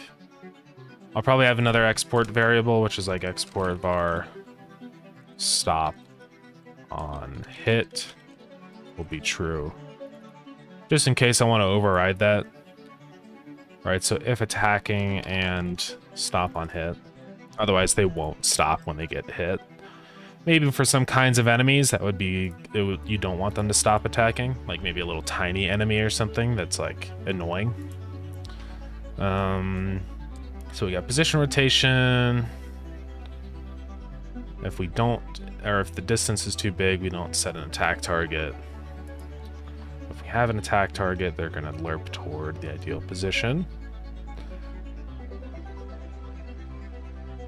So I'm also gonna add another thing to this, which is plus distance offset in case we want to set this. By default, it's just gonna be 0. And I'm probably gonna type some of these.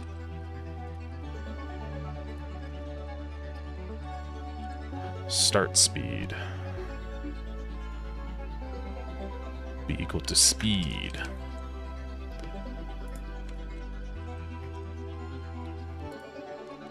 It is going to be a type of float. Attack time, vector 2. Position rotation, that's going to be a float. Active follow distance is a float. Attack timer is going to be a timer. Attacking is going to be a bool. You guys proud of me? I'm actually statically typing. All right.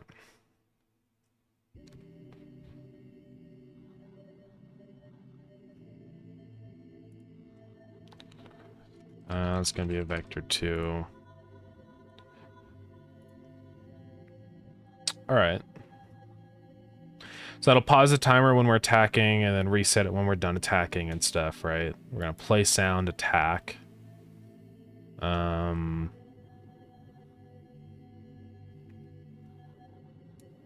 we'll probably do some other stuff in here. Like we'll have a function that's like on attack or something. In case I want to override what the enemy actually does when they reach, you know, reach the player.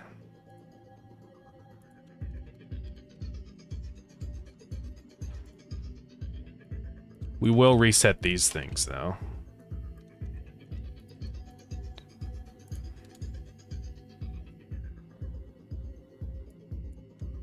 And there's still a lot of things that we will do regardless. Like we'll still play the attack sound and all that business and up the hit count.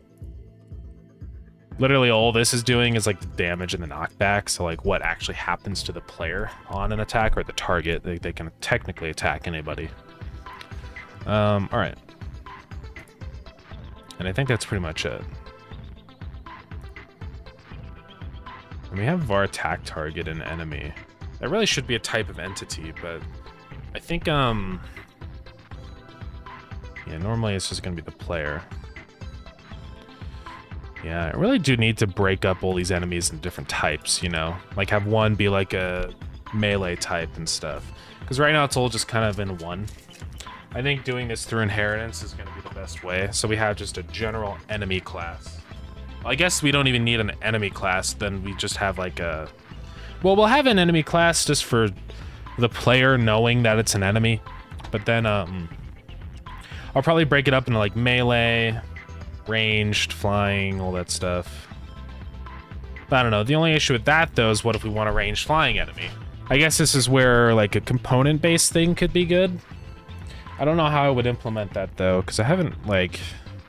I mean, how would I do that? I guess just have a different component for each attack thing. Or just have a bunch of different types. I don't know. We'll see on that. But for now, this is fine.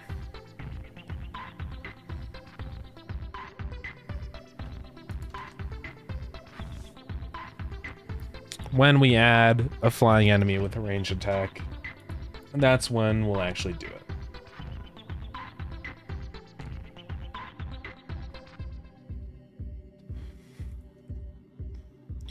All right, I think we're good to go then on this. So what we're gonna need to do is change this. So for the boring enemy, we're gonna delete that script and create its own. And this is gonna extend flying enemy. And there's not really too much we have to do with this guy. We will later. Yeah, attack time is that. We're gonna have a new ID for this. Starground entity boring. So let's go into the entities table.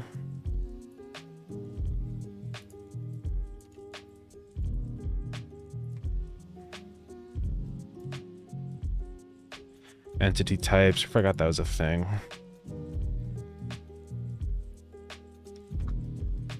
The boring. HP and stuff, I don't know yet. I mean, I imagine they're going to be similar to the Pecky. Maybe we just keep the same HP. They'll probably do more damage than the Pecky because it's like a more dangerous attack. Then the damage sounds and all that stuff. Let's just copy those.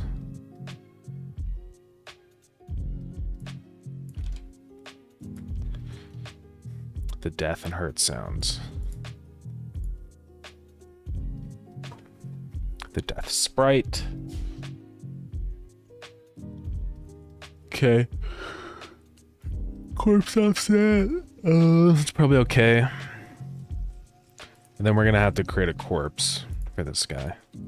But we'll just use this one for now. We'll be test. So, I think that's pretty much it.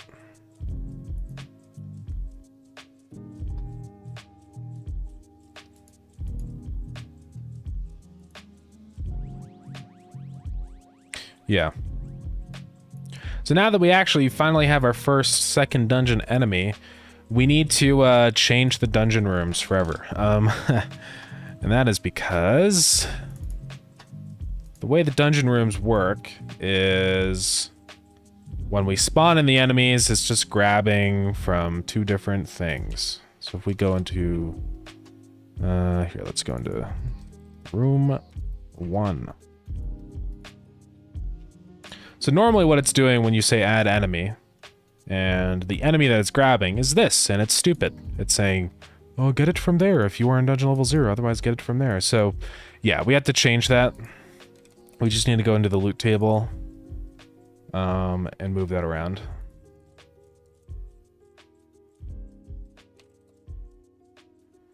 So let's change these. So these are going to move to loot Enceladus enemies 1. I'll call it loot enemies Enceladus 1. Loot enemies Enceladus 2.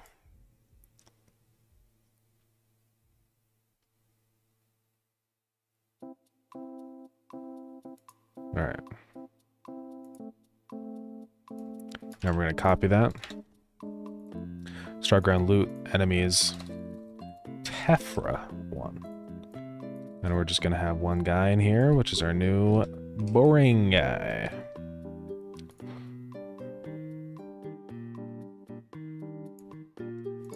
And one of these days, I'm probably going to change this away from loading in these scenes to just being an ID. Because why not? We already have all the entities in a table, so it's just easier to do it that way, probably.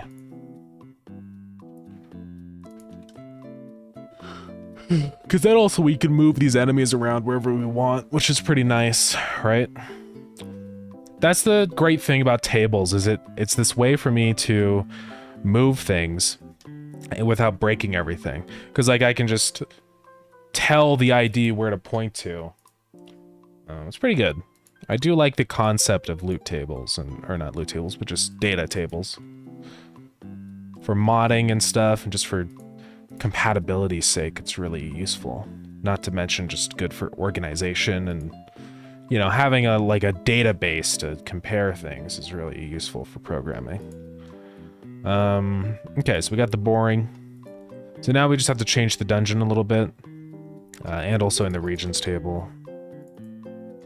Because before we had this with rooms, so we're gonna add on enemies into here. Starground, loot,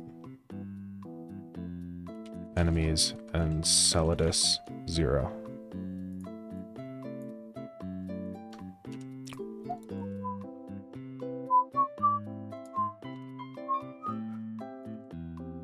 And same down here. Now we're gonna say loot. Enemies Tephra 0.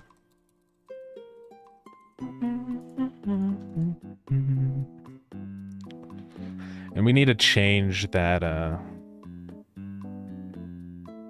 why is that Enceladus 0? That really should be Enceladus 1.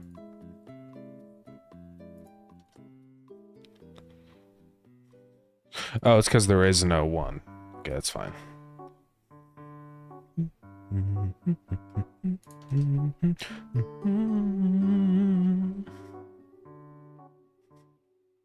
I wonder why required is different.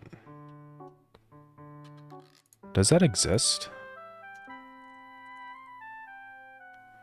Oh, it's because it's a different boss room, right?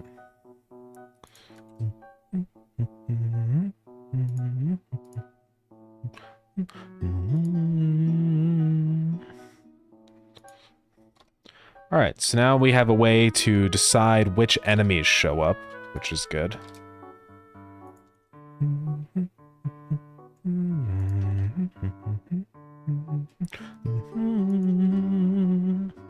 And if you really wanted to like put in some weird enemies, you could have the room do that itself. You technically don't have to follow this enemies table. This is just for the automatic generation of enemies in like the basic rooms. So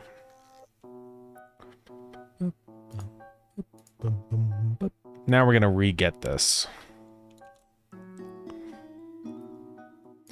So we're still gonna do this, but now we're gonna say ground loot enemies. Right, and we're gonna modify this heavily now.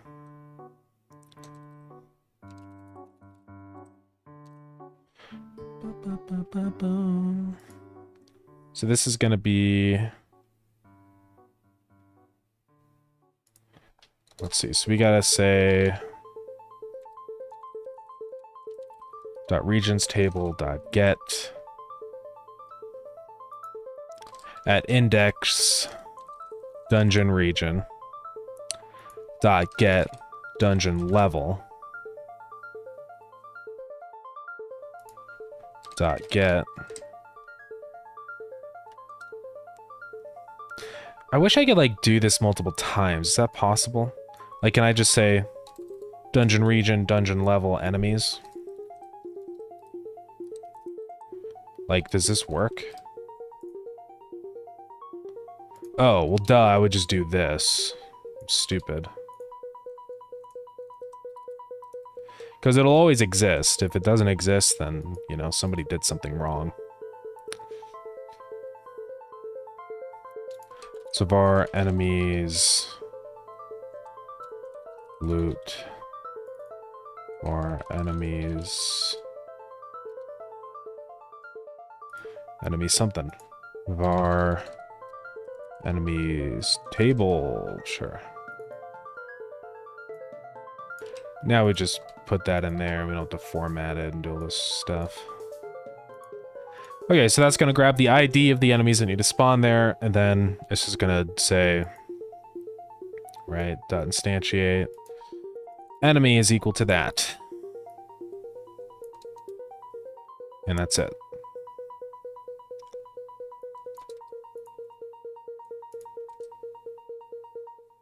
All right, that should be it then. So let's try it out. Hopefully it'll spawn in those guys now.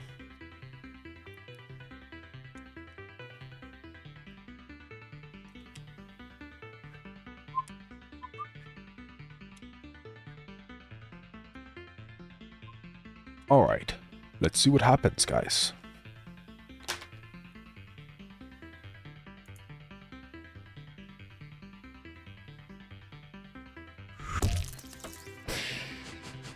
So, we go to the first dungeon. It should spawn in the regular old goobers.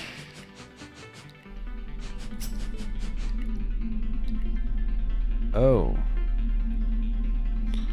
Key 0 on base type of dictionary. That doesn't make any sense. So regions table. Right. At our dungeon region, which is Enceladus. Oh, we have to say it rooms. Oopsies. Let's try that again.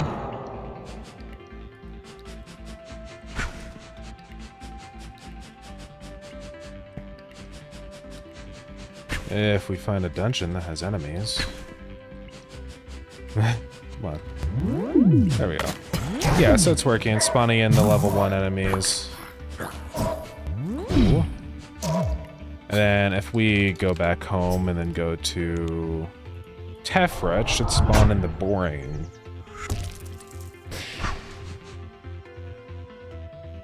Okay, it did work, but it's not happy.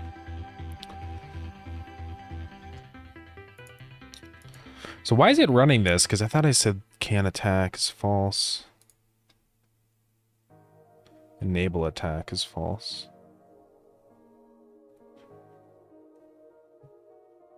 Oh, it's probably just because I messed it up.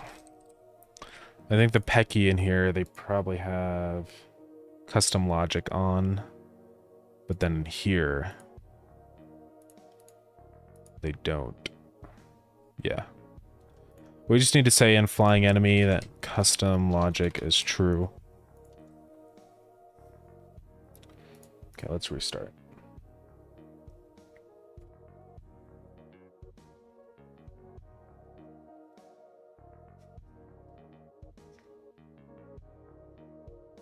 Yeah, and something that I think would be nice is kind of separating the pathfinding stuff away from melee, so that I could enable different chunks of logic if I want. So like I could be like, boom, enable pathfinding, or boom, enable melee attacking, just so that we can have way more customizable enemies. Let's try this out.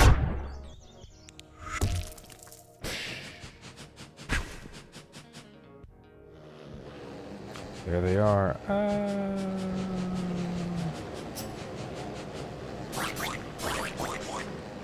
Ouch. Yeah, they all died in one hit. How much freaking damage did this sword do? I thought they had a health of 12. I don't know how that happened. Are they dying instantly? If they have a health of 12, it should take 2 hits to kill them. It seems like it's not taking 2 hits. Because I'm overriding their health or something? No, you don't even have health in here anymore, so...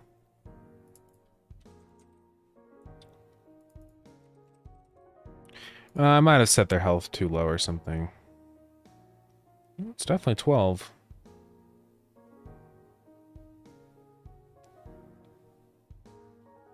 Also, why do slimes have no health? I guess it's just because they're the default health. Okay.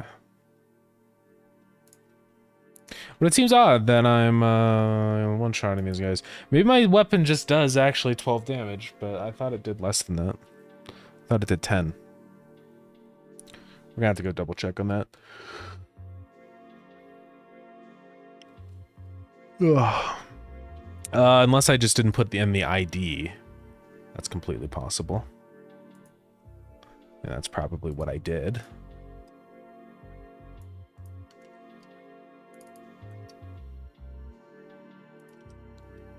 No, I definitely did.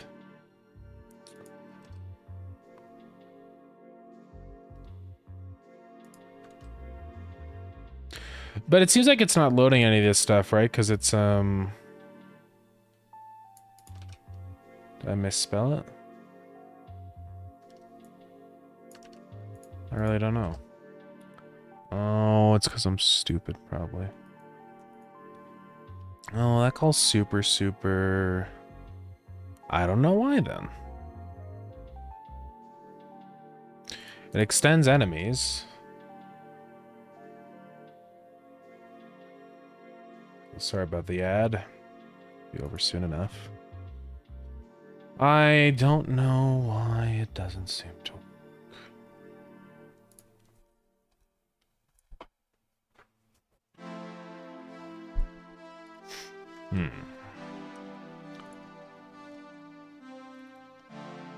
Starground entity boring. I mean, it's like what I have in the Pecky. Entity Pecky. Entity... I feel like I'm like misspelling it or something, but I'm not.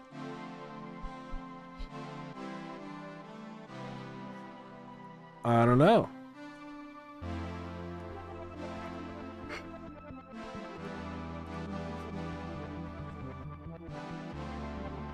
Yeah, because they should have dropped their corpse and stuff, right? Which right now is set to the same as the Pecky. So I don't know why it didn't do it. I mean, we have it in here. Boring, scene boring, and it says that the corpse is the Pecky, so it should work. Well, let's just restart the game. Maybe something happened. Who knows?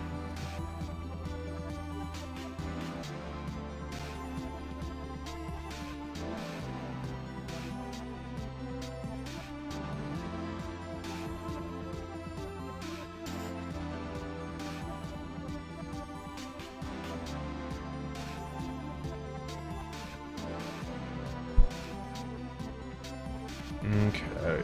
Let's see. Do Tefra.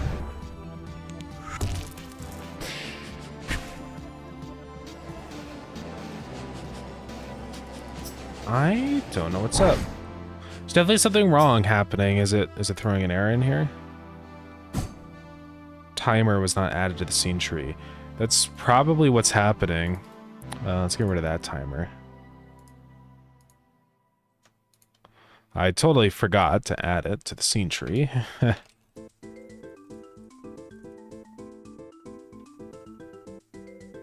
Just either add it or set auto start to true.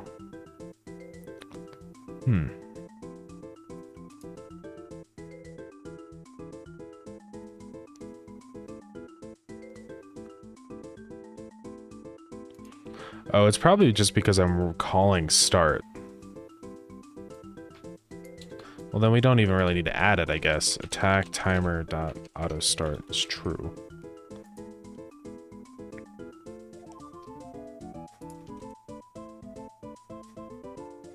Okay, well that's one thing fixed, but I don't think that would be why it's not getting the info on it. It's really weird. Unless for some reason custom logic disables that, but I really don't think it does. So we're back from the ads, my apologies.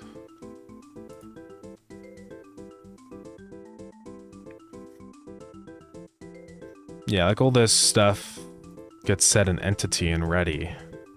Because in here it's gonna say, right, get the ID. And it didn't say that the entity ID is not set or whatever. Sets the HP, it does all that stuff. And in the case of the enemy, well, no, because it'll just work. Like on the corpse one, right? It'll say corpse.sprite is death sprite. Are we still using that in here? We are. Well, we really shouldn't do that anymore then. Hey, Robbie, what's up? Here every day. Yeah, you are. I appreciate it. Thank you very much. Yeah, I think I've got all the sounds and stuff in here. Damage sounds. Death sprite. These are all the defaults. Corpse offset. Should be fine. Yeah, I don't know why we aren't setting those values then from there. It's a little weird. Let's just do that.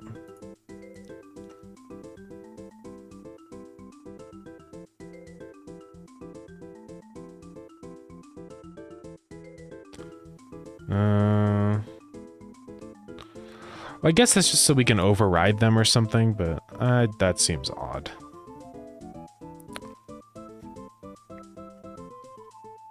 Because then what's the point of having it in the entities table?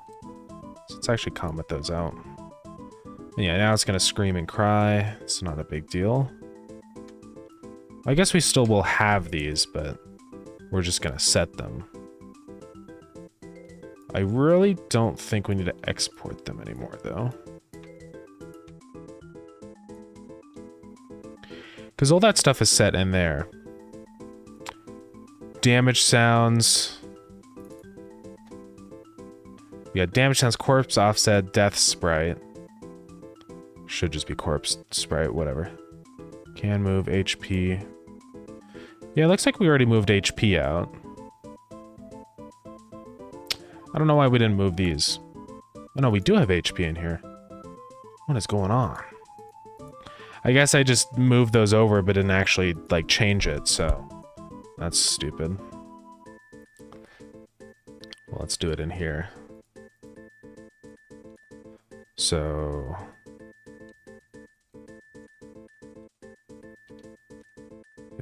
Get ID.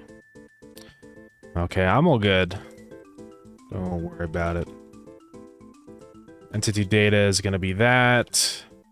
So now we're going to say HP is equal to entity data.get HP.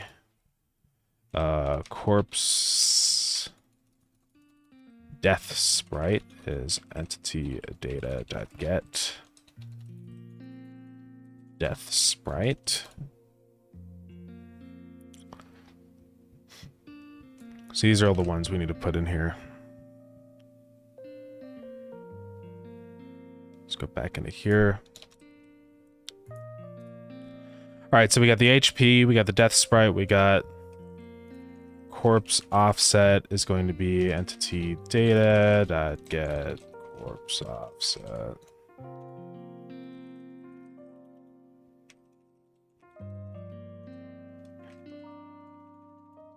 Death sounds.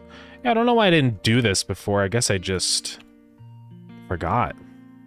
So death sprite, death sounds, damage sounds.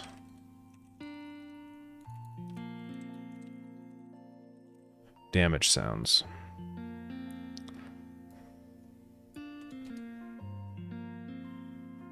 All right.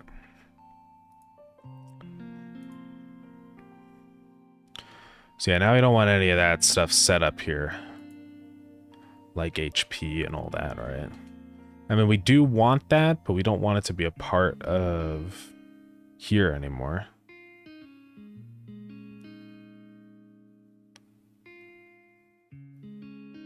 I mean, I guess one of these days we'll probably move like all this stuff over. I mean, what do we have in the entities table right now? We basically have everything. So, we have HP. We have attack range and damage and cooldown. Okay. We have can move, iframe time, play death, resistances. Yeah. And corpse lifespan. So, interesting.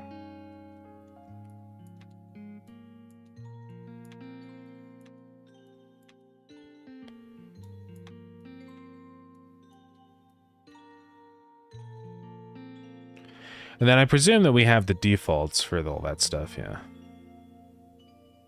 So I'm not going to export these groups anymore. And just say set on load for all of these.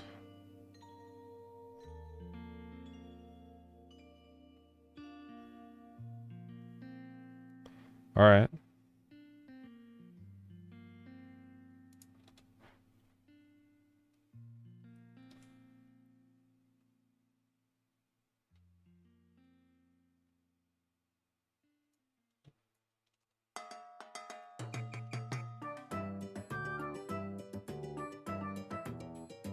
List of effect IDs. Okay, let's just start setting all these. So we need to do literally all of these.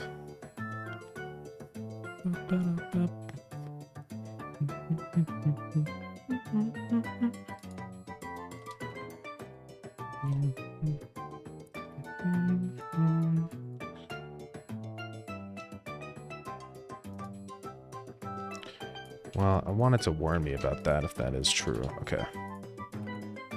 Alright, so let's just put all these in, comment them out for a second. Okay. So HP.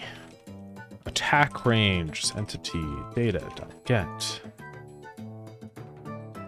Attack. Range. Damage. Damage.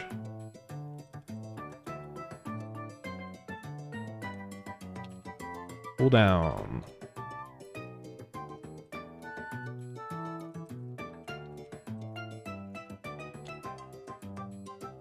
Oops. Not cooldown. Can move. Iframe time.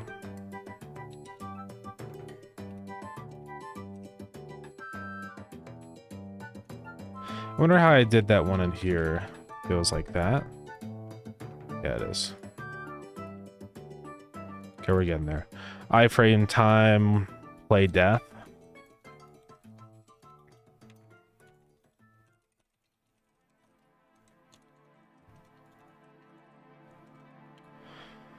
Resistances.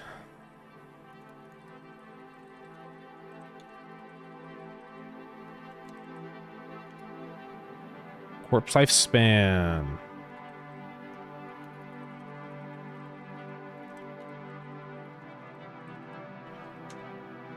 All right, we're getting there.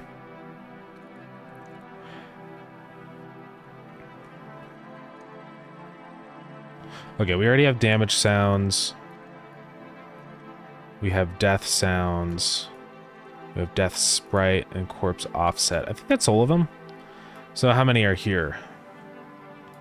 That's 1, 2, 3, 4, 5, 6, 7, 8, 9, 10, 11, 12, 13. 1, 2, 3, 4, 5, 6, 7, 8, 9, 10, 11, 12, 13. All right, so that should be everything. Yeah, I guess I just forgot to move everything over. Yeah, but to be honest, I was getting really sick and tired of these variables getting reset all the time in the export. And the issue with modding and stuff and changing enemies is you can't change this info. Because if you change an enemy or something, or change its speed or something, you have to redo the scene. Like, you have to resave the scene. Which is bad, because then if I modify the scene or something and change something for the enemy and move a node or something, then all of a sudden now it's going to break everything. So it's just better to do it this way. I know it seems stupid, but it will be better. Okay. I think that's everything though. So now we don't have to worry about in here with all the entity variables. The only thing is the hidden stuff. And there's still a couple more things I'm probably going to move over into there also. All right. Like all the enemy stuff, maybe? All this stuff, maybe? We'll see. I probably should just move speed into there. Because I think the animals also use that. There's a lot of stuff with the animals that I should probably also put in there, or just like kind of make a part of an entity instead of being a separate thing. So stuff like this, speed. If I'm using that in multiple places, then it makes sense. And also, I think it'd be cool to have ambience be just something that works for every entity, right? I mean, why does it have to be only animals that can do an ambient sound?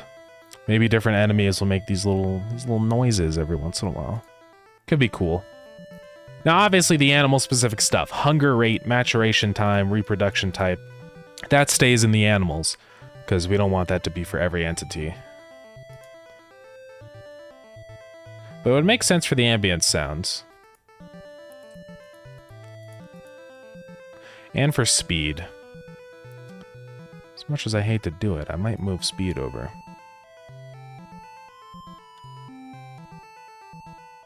I think I'm gonna do it. So let's do this. Then go into entity.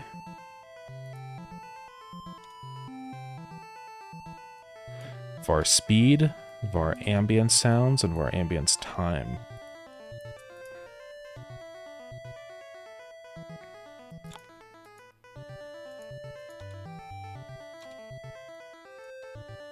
All right.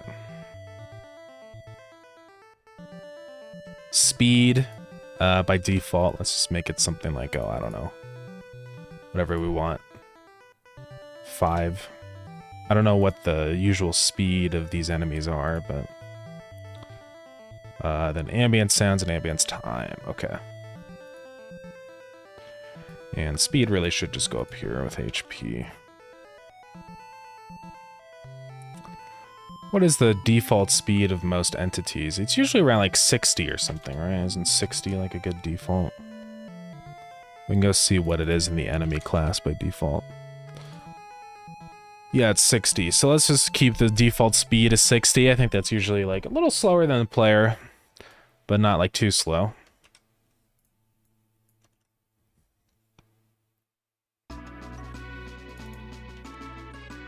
So back into the entities table, we're gonna say right here, speed.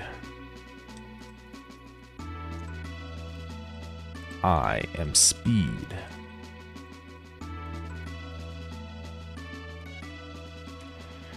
Now that does mean we're gonna have to go through every single enemy and add that back in, so that's gonna be... That's okay, we'll do it.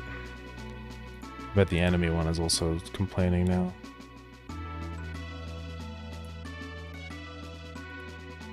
Yeah, before we save this, let's move those over.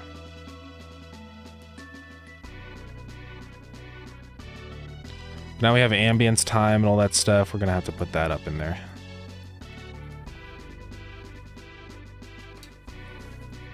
That's itchy. So ambient sounds and ambient time.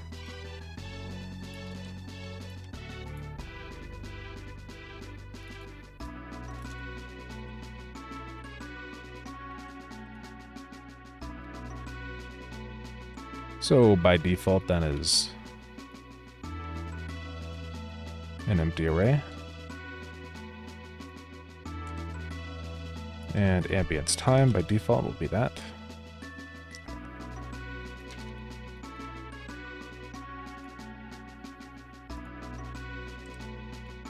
Okay, so ambient sounds and ambience time, those are in here. Then down on our ready, we're gonna say speed is entity data .get speed. Then ambience time is entity data get. Oops. Ambience time, and the final one, ambient sounds, entity data .get ambient sounds. All right. Yeah, the only downside to doing this really would be like performance, maybe. It might be technically slightly less performant to grab all these variables, but it's probably not a big deal. Any DLC on Starground? Probably not. I don't think I'm ever gonna do DLC. I mean, maybe, you know, never say never, but the only thing oh, I already saved entity, so I probably just broke every enemy script ever. Shoot.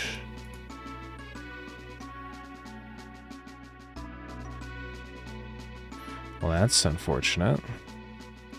Because now these are all set to 0, aren't they? Oh no, not all of them. Okay. Let's do this. Let's start filling them out. Yeah, there's a lot of entities we have to go through. Okay.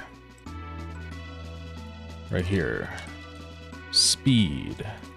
I don't think the player really has like a default speed, but whatever. Let's go check though.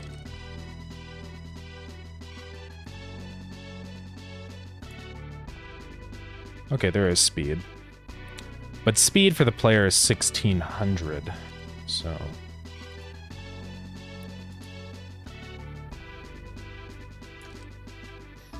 but yeah, DLC for Starground, probably not unless I did like a big expansion pack later down the line or something. But I don't know. I don't think I really want to fill the game with microtransactions like that, you know? Okay, so this is manually overriding speed anyways, but whatever, I'll just set it to 12.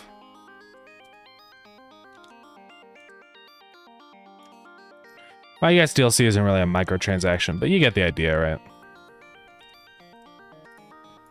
I think I'd rather just work on an update that everybody can enjoy versus, you know, having to charge people for that. Oh, yes, speed went away from... Okay, I'm gonna have to open GitHub to see what they were. I removed it from the animal class, and so it's gone.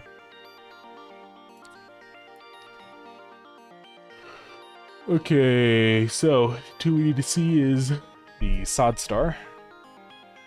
It's gonna be in scenes.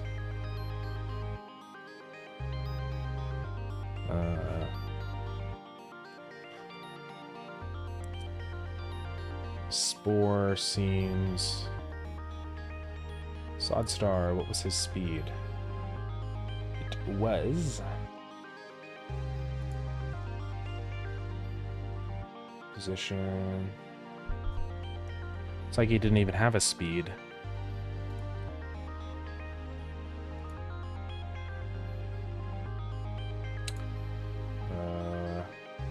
Oh, his speed was 5.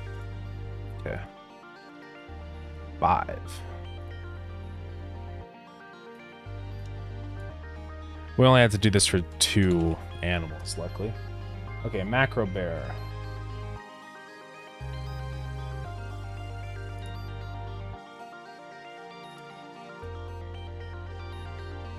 Speed was 30. Alright, now it's easy because the other ones are still okay. Oh, but the fish. Yeah, about that one. It's not a big deal. Speed was... Hold on, I'm looking for it.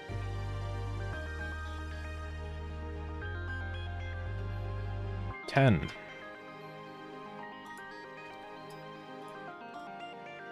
Alright, now that's it. Now all the others still have their speed set in Godot. So let's go to Wise Tree. What is... Well, his speed is 0 because he can't move. Yeah.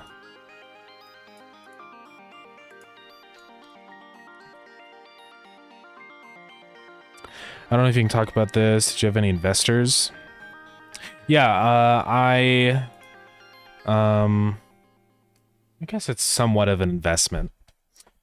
I did get for my publishing deal, an advance. It's not so much an investment because I did have to pay that money back. Like, for the first little bit, whatever the game made, 50% of that went toward paying back the advance. But basically, it was just like a little temporary, you know, here's some money to kickstart things, right? So. But yeah, I didn't really get any just free money. And also, like, the game it's not like Big Boy Games is a publicly traded company or something. You can't really have people, like, put money into it for a return or whatever. Are some of these not gonna have... Oh, that's annoying.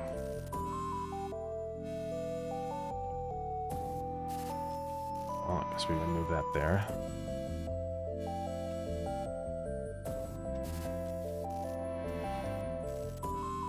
Okay, well, that sucks. We're gonna have to figure it out for every single enemy now.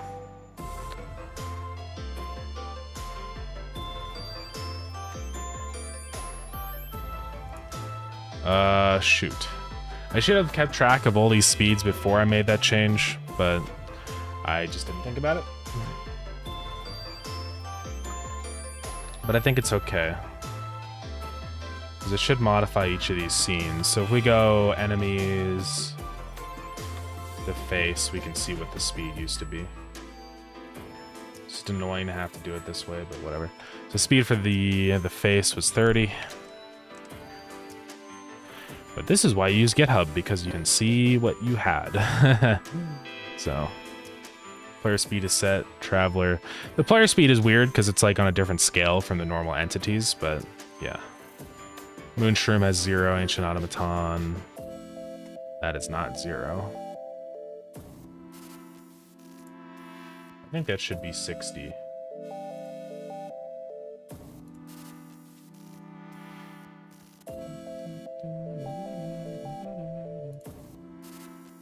Whatever that is.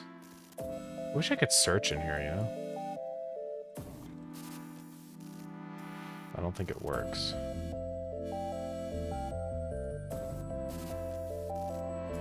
I know that speed is in here somewhere. Just must be missing it. Attack range. Oh, I don't think it had speed because it was the default, so yeah. Speed on that one is just 60. Now the Antoid Husk I know is a little slower.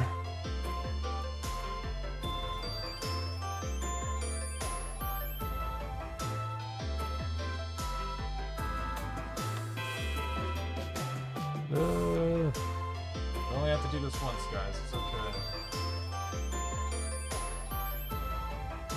Speed was 30, that's what I thought.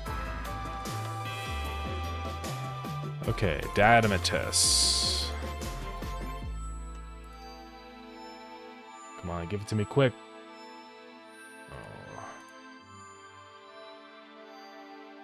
If it doesn't have speed, then it was default. So I believe that this one was default speed, which is 60. That makes sense. They're quick little guys. Now these guys, the mini diatomatus, I don't know. What's their speed?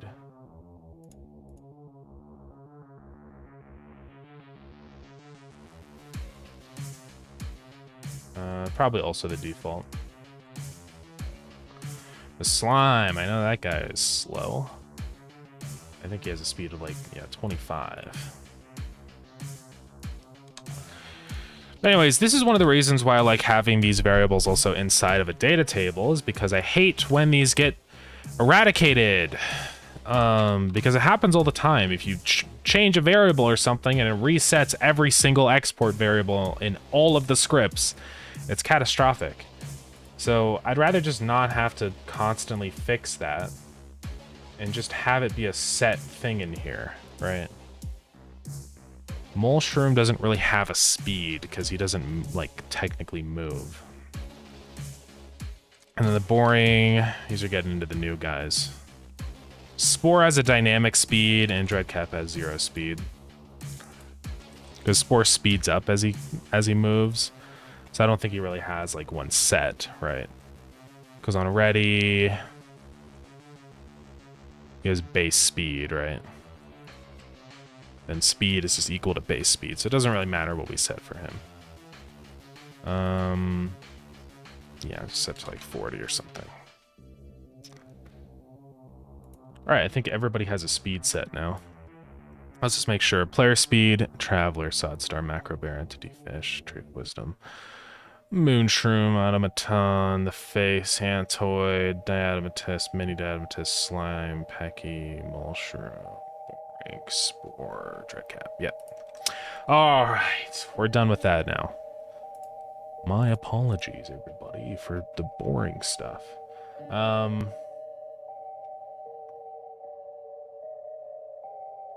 Yeah, I'm pretty sure we already had like Death Sprite and Corpse Offset and all that stuff set already in here. And same with the cooldown, all that stuff. Yeah, I just think the only thing we didn't have was the speed. So we should be good to go. Alright, so we removed it from the enemy class. We have HP, speed, attack, range, damage, cooldown, can't move, iframe, time, play, death. That should all be pretty good. I think iframe, time for the player, yeah, is what I expected. Alright, cool. Now, this could possibly break some of these enemies and stuff, so we have to be on the lookout for that. But I think we're on the right track. And then what are the entity types? Entity, animal, or enemy? I see.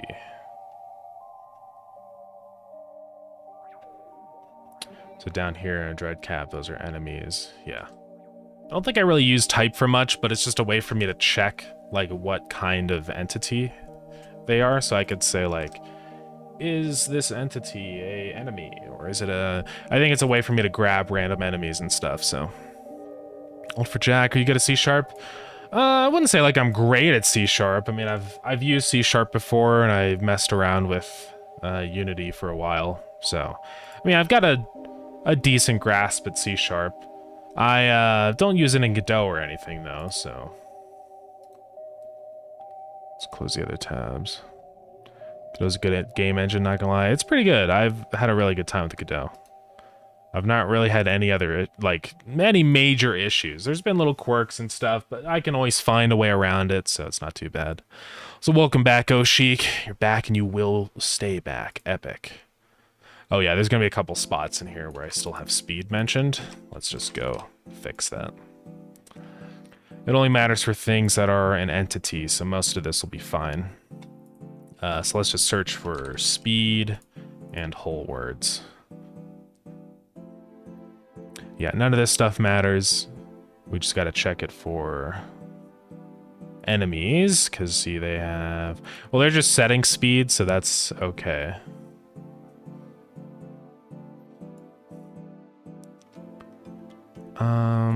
Yeah, there's a couple things I'll probably want to change in here, but it's okay.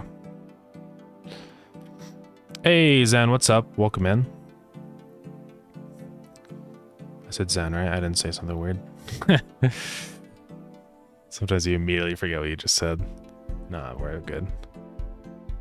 You're making a horror game on it. Nice. That's awesome. Yeah, I wish that I jumped into Godot earlier. Like, I looked back at some old DMs and I was like, oh yeah, I did mention Godot. Like, I knew it existed. And I said it was too simple back in the day or whatever. Said it was not good enough, apparently. So that was sort of what I was thinking. I mean, you know. Right, it's sort of right. I was sort of right. I think in the days of Godot 3, it wasn't as good. But I think once Godot 4 came out, that's where I finally decided, like, yes, I think it's time, you know, to swap over.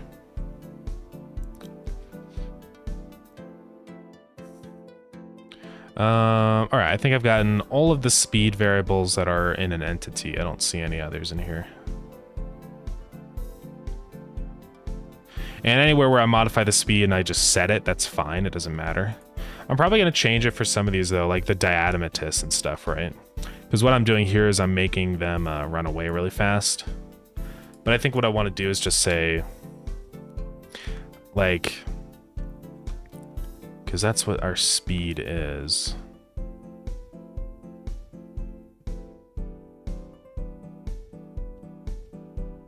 Yeah, because we're moving times speed. I guess it's fine. Fine, just an uncelebrated 18th birthday party. Oh, I'm sorry. But happy belated birthday. I'm sorry I missed it.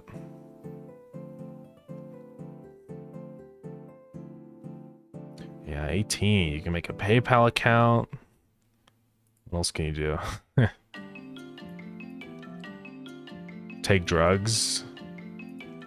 Drink alcohol if you're not in the US. Play GTA. Yeah, totally. It's like everybody has done that at age 8. Yeah, this is GD script. It's basically sort of an offshoot of Python. It's really similar to Python. It's practically Python, but it's slightly different. I think it's just more catered toward what is this? Damage sounds. Trying to send a type of array to array audio stream. You kidding me? An array is not an audio stream array? Oh my goodness. Yeah, that's kind of stupid. Is that gonna happen for all this? But an array is, like, it's the parent class for an array of type audio stream, right? I'm not crazy.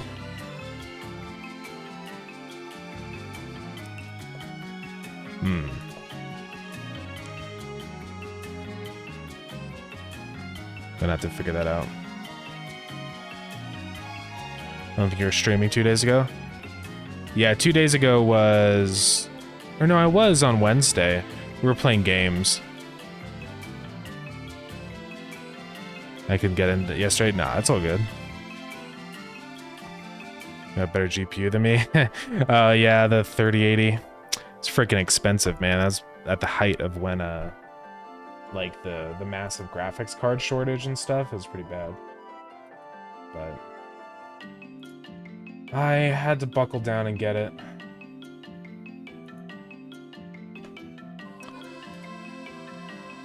Because my graphics, my old one was really bad. It was a 1070. I mean, it was okay, but it was just getting really slow for things.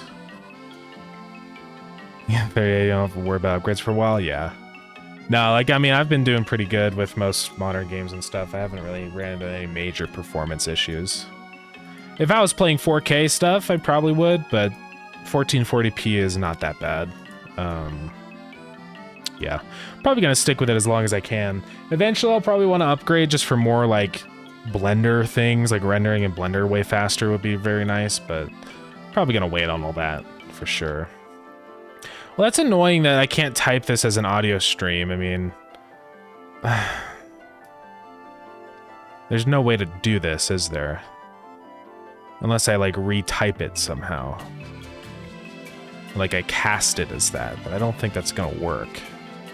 Because it's saying like, hey, these damage sounds or, you know, whatever. So I wonder what I'm gonna do here.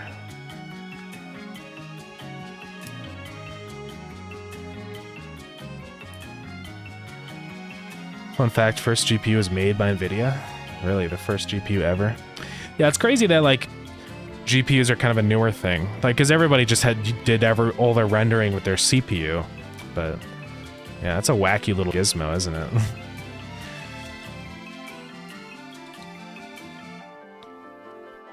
Yeah, poor CPU. You don't have a GPU? Well, a lot of CPUs have an integrated GPU now. But before that was a thing, like they just did the rendering on just straight up on the CPU, which is pretty crazy. I mean, that's why graphics used to suck probably, because you just couldn't render them fast enough.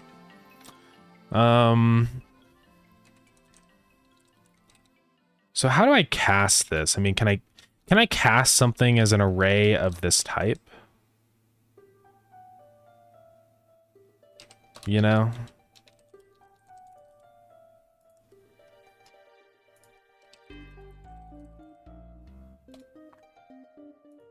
I'm looking at if you can cast to a typed array. Array.assign? What is this? Assigns elements of another array into the array. Oh. Okay, cool. Let's freaking do that then. So instead of saying equals, I can just say dot assign. So what are the... Okay, you just assign the array. Cool. And then we can do that for all the arrays. So the death sounds and the ambient sounds, we say assign instead. It's kind of dumb that we have to do that and we can't just like set it and it doesn't automatically do it, but whatever, you know, I'm not going to complain. GPU, we can play GTA 5 with reasonable FPS. Yeah. I mean, honestly, these days, you don't really need a crazy graphics card anyways. I think the only thing it's good for is like Blender rendering, like 3D modeling and stuff where you really need the GPU power. Or, I don't know, what else? Video rendering or something, like video editing. But, I mean, most games can be played with a pretty terrible GPU, you know? We've kind of hit like a peak of like graphic fidelity, I feel like, you know? Like, games don't necessarily look way better by having ray tracing and all that stuff. It's kind of a fun little novelty, but honestly, sometimes it's just annoying. And sometimes the more simple graphics are kind of nicer to look at. I don't know. Not as heavy on the eyes, but...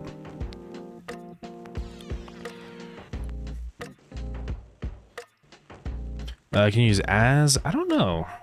As... Yeah. Like as array or whatever. Yeah, I think that's how you would cast, but I think using assign seems to work just fine, or we'll test it and see. But yeah, these are the only ones that are arrays. Damage sounds, death sounds, ambient sounds. And then ambience time, corpse offset, those are all... That's a vector too. This is a float. This is a resource. Pretty sure that's the only one that are arrays. But we can just go check really quick in the entities table and make sure. Resistances, but that's like a string array, so I don't think it matters. Damage sounds, death sounds, ambient sounds. Okay, I think we're good.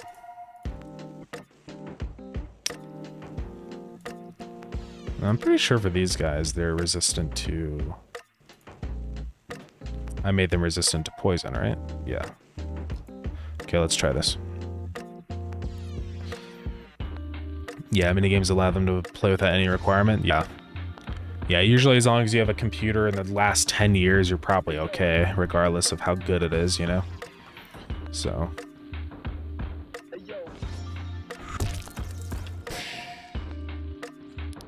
Yeah, I think we're definitely going to get to a spot, though, with computing where it's like, we can make more powerful CPUs and graphics cards, but there just isn't any reason to, right? Because it's gonna go like beyond what normal humans are gonna be doing on their computer, right? I feel like we're already starting to see that a lot, like with games and stuff, where it's like, it's having a big beefy graphics card doesn't mean that much anymore. Okay, let's just make sure we're not getting any weird errors in here. I think we're good. I mean, everything loaded up. The speed on the player is normal. The fish look normal. Let's go to the dungeon. Just take a look at the enemies and make sure they're not weird. But I think we're fine. Okay, if I could get an actual enemy room. Come on. Okay. Alright, guys. Blessed run, but I don't want it right now. Okay, here we go. Assigning some type of array for the death sprite, but it's not an array, so I wonder why death sprite is an array. It's definitely not an array, so how does that even happen? The death sprite in here is actually just a frickin'... Oh, some of these it's not loaded, which seems like an issue.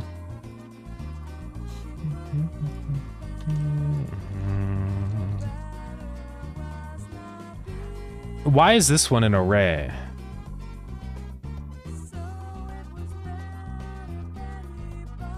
Do I want the death sprite to be an array?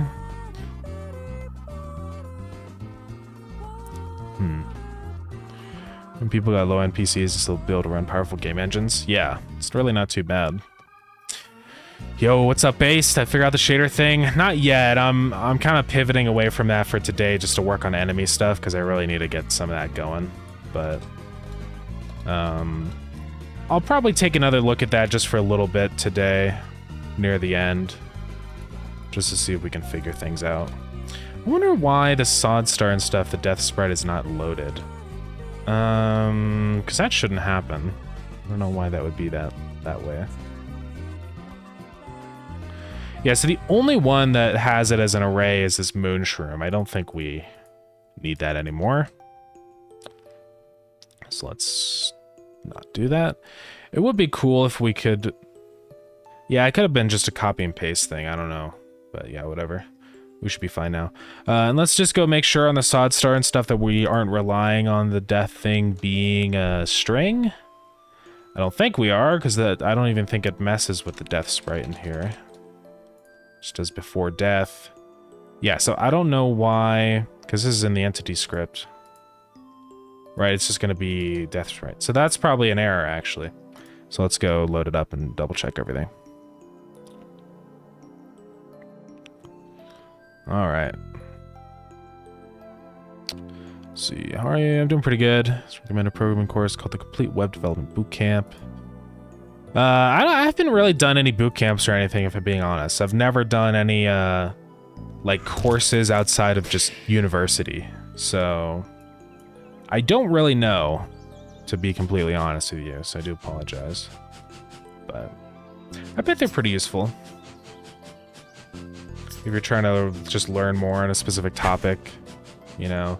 Like, I think it'd be really fun to do, like, a little course on, like, more networking programming or something, or, you know.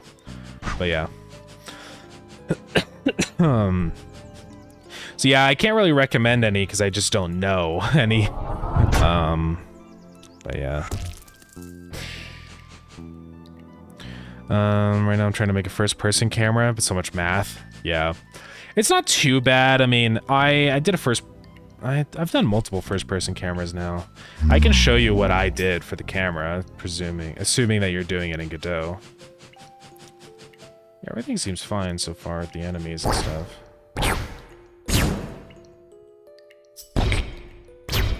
Why is his death sound the player sound, or his damage sound? I think I just forgot to do it in here for the Tree of Wisdom. Damage sounds. Yeah, they're just the player's sounds for some reason. I don't know why. That should be the wood. Mine wood sound. I think unless it's wood hit, there's 2 in here. Oh, there's wood break. Oh no, we want it to be... I guess it could be both of those, honestly. The mine wood and wood break. Just for some variety.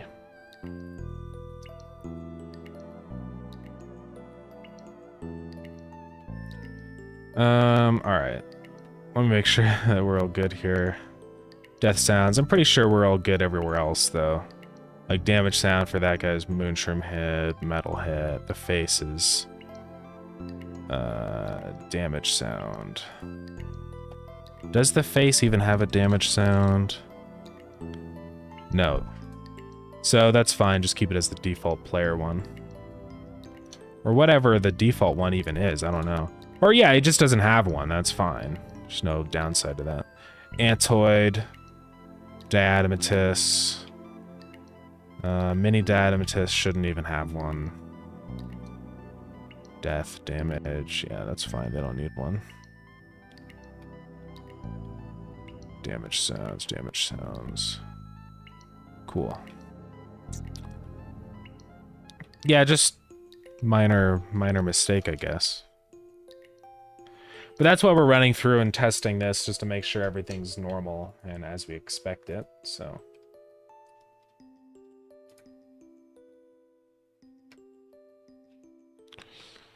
I have a playlist on Godot for learning GDScript. Might do it next week. Yeah. Nice. Yeah, let me show you what I got really quick if you want to see. I did a camera for Coal Keeper, so. I think we should be good now, but let's go double check everything.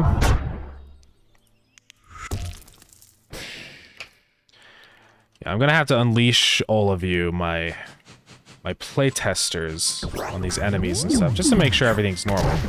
Everything seems totally normal. I mean, they're moving at the right speeds and stuff. So the code is working, and a sign works, so that's cool. That's a good little thing to remember for typed arrays and stuff. I'm not really noticing any major increase in like spawn performance with these guys. Like, it's not lagging or anything. Setting the variables. I don't think it really matters. But yeah. Mosquito guys seem normal. They should... I'm gonna have to move them over to the flying enemy class now. Because they still have their own script. Chest with the Sparkstone. Just gonna make sure they still attack normal and stuff. I mean, they should. I didn't mess with that. Yeah, no, we're good. I do like this shader on the ground with the moss. I think it's kind of cool. I kind of want to do a similar thing to the walls, but maybe more viney instead of like just noise. I think that could be kind of cool. Dread Cap.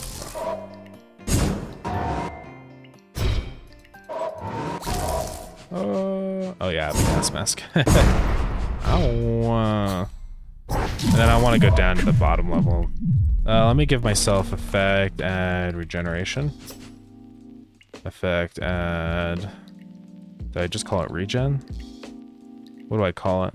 Oh, I just didn't give a time or anything. Infinity. Just so I keep healing. Let me playtest it. Anyone can playtest it. If you have the full game, you can opt into the... there's a beta that you can join. So if you go to the game, right? Properties. If you go to betas, there will be a experimental branch. That's out of date right now, but as soon as I have the beta ready to go, I'll let everybody on the Discord know. And you can grab that and swap over and start testing if you want. But I would appreciate it. It's always really helpful. It's interesting how the moss looks here, because it's interesting, yeah, because this level has a different color for the floor, so. But I think it's fine. It's still kind of a vibe.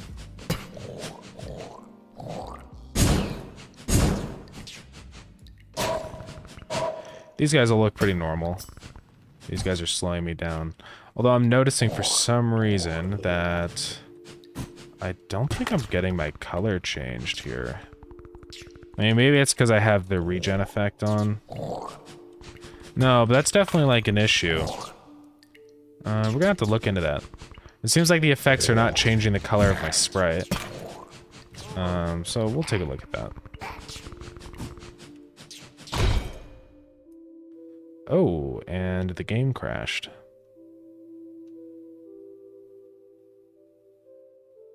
It's because of this poison effect. Interesting. I said effect up process on clear. That could be a potential cause for a crash. So I'm loading in the particle emitter.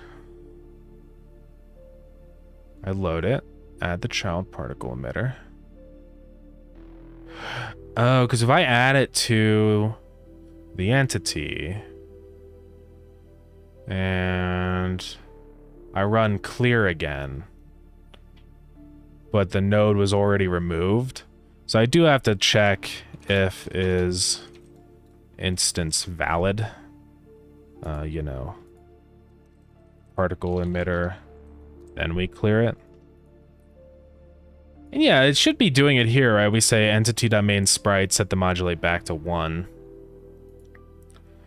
And here, this is where we're doing... This is the poison effect, so it should be setting us to green. We say modulate is that. Unless I'm doing something weird somewhere.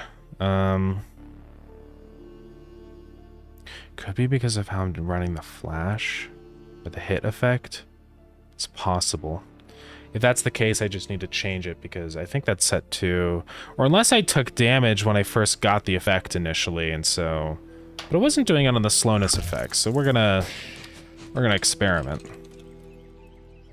Effect add poison for 5 seconds, but get rid of the gas mask so I can actually get poisoned. So we're not turning green. Definitely something's wrong here.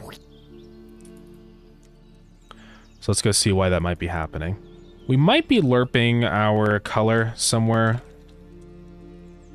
So search for main sprite.modulate, so we aren't. Oh, it's because of the new skin material. We aren't applying the color. That's what's going on here. So I just have to...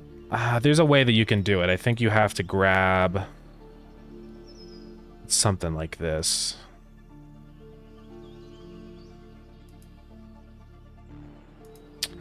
Let's just take a look at it here, right? So yeah, we're gonna modulate and see it's not changing. So I think we have to say varying vec for color. Then in void vertex, we say color is equal to color. And then down here we say color is color times cool. There we go. So now when we change modulate, it'll actually affect our shader also for the skin. Cool. Yeah, I've had that happen before. With some other shaders I did, so it's a minor fix. I guess that is a real bug fix because the skin stuff's in the game, so.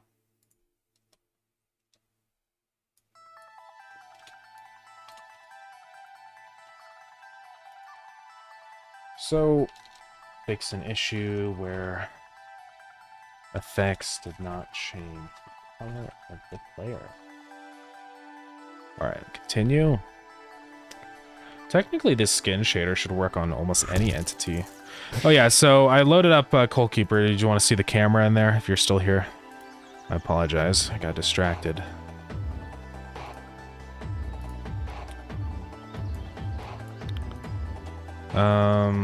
That's where we have it. Okay, just double checking. So, how I'm doing the camera is I'm checking the input event for mouse movement. You're welcome to like copy this and stuff if you want. So hey, thank you for the follow, I appreciate it. I'm saying rotate down. That's rotating around like the vertical z-axis. Event.relative x times camera sensitivity. So that's saying, so what this is doing is rotating the player's y-axis, right?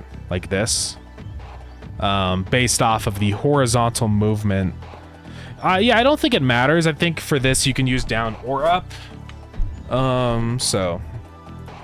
And then over here, I am just rotating the camera on this axis, right? Given the vertical movement of your mouse.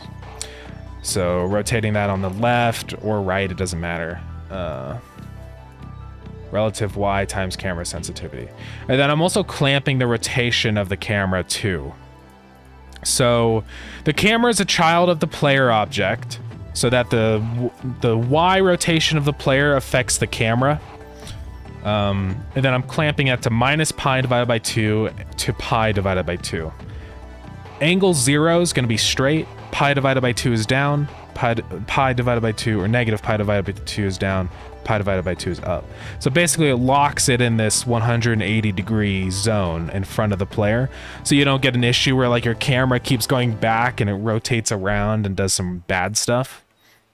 So that's basically it for all the camera stuff. You're welcome to, you know, copy this or mess with it if you're having troubles with the camera.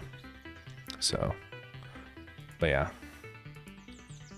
It seems to work really well for me. I haven't had any issues. So yeah. Starground 3D. We'll see. Probably looks so much like C#. Yeah. Are you programming GD script or C#?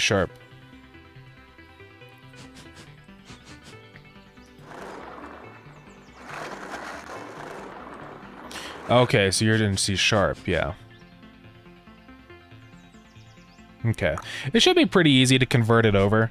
I mean, basically all the calls and stuff that I'm doing, I think there's like shorthands for doing that in C#, so... yeah, I think the important thing is just the logic behind it, right? Alright, so here's the player. If I say effect add poison for 1 second, and I take off my mask, because I'm stupid. I'm green! Okay. So yeah, it totally works. We're good.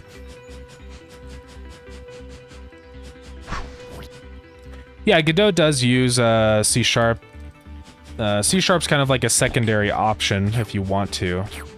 GD script and C#. Green backpack, yeah. I'm not gonna worry about that. The amount of work to change that is just not worth it. So. Oh, but it's already green anyways, so yeah. So let's change our skin.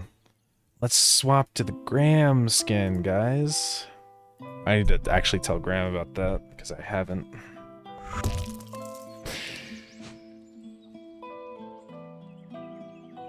Well, he knows about it, but he just doesn't, he hasn't seen the skin yet. I'm not just randomly adding it in without his permission.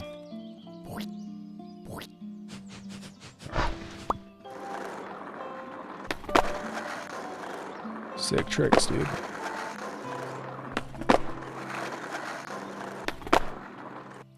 Alright.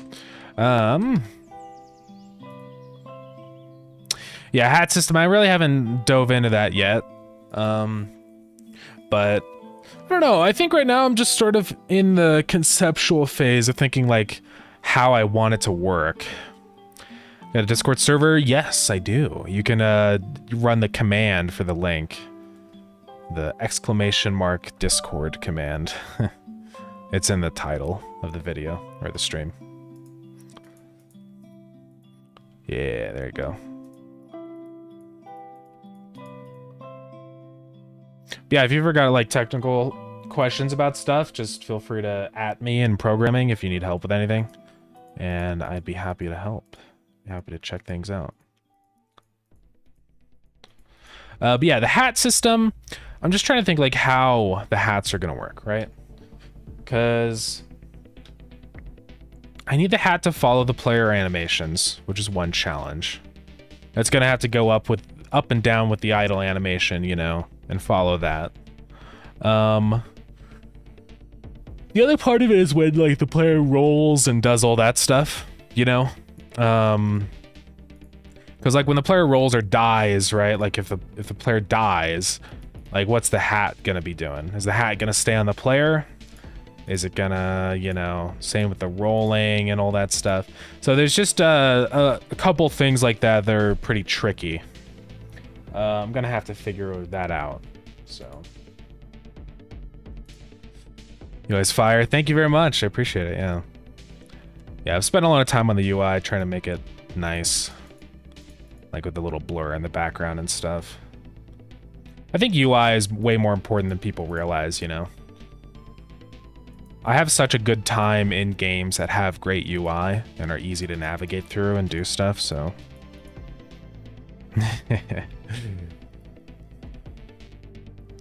Is the most important to me? Yeah, I think it's super... Like, I think UI is the thing that, like, really puts the cherry on top, you know? It's the polish and the thing that people are interacting with. I think, having nice looking UI that's easy to navigate and make sense is really important. Distraction from my alpha building. That too. Yeah, I enjoy some good looking UI. I think the UI in Starground is fine. I've tried to keep it like, you know, pretty in line with normal UI conventions. There's definitely areas for improvement, like making these sliders all the same size and stuff. I did it here. But not in here. It's bad. But you know, it's always a work in progress. Always adding new things and changing it and stuff, so that's funny. You can scroll the UI scale. That probably shouldn't happen. But yeah. Why does my max FPS show 1? That's... I don't want that. Hey, Sean C. Studio, thank you so much for the raid. Welcome in. What's going on? What were you up to today on your stream? Alright, let's go double check these enemies and stuff are working. And also that I'm getting the slowness effect from the slimes and diatomatisses. Yeah, welcome in. We're currently working on Starground, which is my game.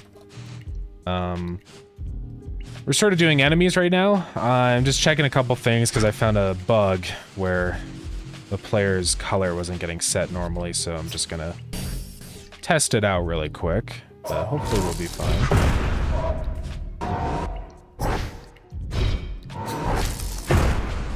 This freaking guy. There we go. Alright, let's go down and... Let's see, I want to check this on the mini diatomatisses. So these guys should apply slowness, and I get the coloring on my character. Good. Then also these guys, I'm just gonna make sure they're still normal. Yeah, they still run like normal and chomp. We're good. Alright, just making sure that's all fine. You know, pretty sure that it is, but I just want to make sure.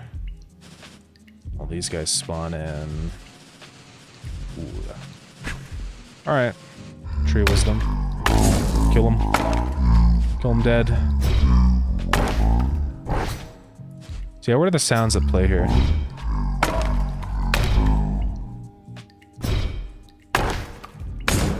Yeah, so sometimes it plays the like mining wood sound, which is good. I think having more woody sounds would be good. Ooh. He did not drop his corpse for some reason. Interesting. Yeah, I've been noticing that sometimes. This right here. I'm able to convert object to object.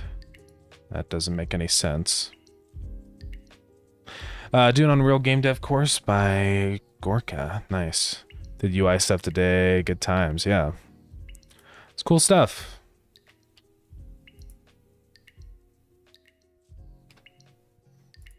Yeah, UI is sometimes frustrating, but it's kind of satisfying to make things look good. Yeah, I wonder why this is complaining. Attempting to assign an object of a packed scene into a typed array. That's what the death sounds. Well, that's annoying, man. Let's try changing this then. I think if we just say that as array, right? Audio stream. Does that work? We'll see. It doesn't throw an error, so we're gonna try it.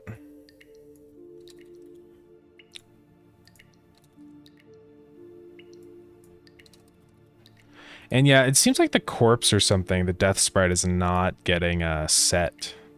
Something. Unless it's just that the entity, like, but the Tree of Wisdom definitely should have dropped his corpse. Did the other guys drop their corpses?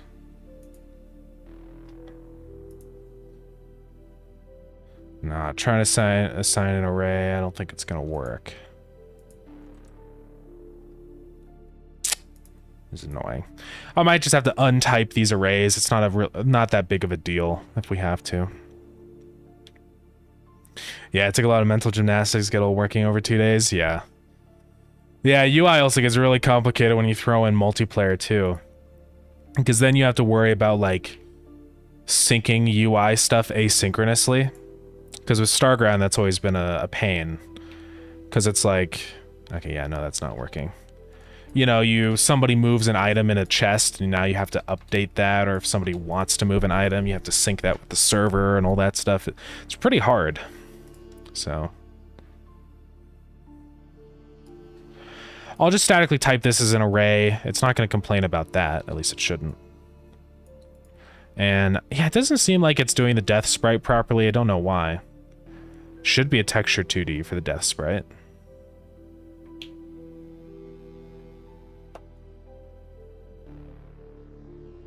But I don't know. So we got an ad going on in a second here. I mean, maybe what I need to do is like for the death sprite here, I say load as texture 2D. Maybe? And maybe it's the same thing here. I need to say as, you know, array audio stream. I don't know. Maybe that's a way to type things inside of a dictionary. Multiplayer, I only play those games? Yeah. I don't blame you. They're pretty hard to make. So, yeah. It's complicated. Alright, ads are starting in just a second here, gamers. Well, game didn't crash. Let's go into the dungeon and check this in here. What's gonna happen? Well, and they dropped their corpses. See, I wonder why just the Tree of Wisdom didn't. Maybe I just didn't set it. It's possible.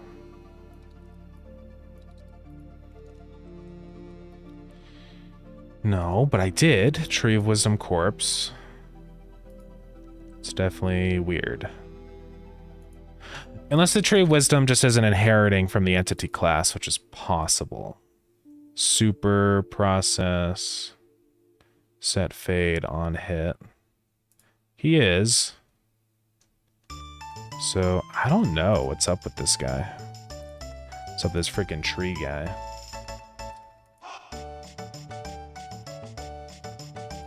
Should have spawned in a corpse. Let's load it up again. Just see if it was a fluke. Maybe it was. Who knows?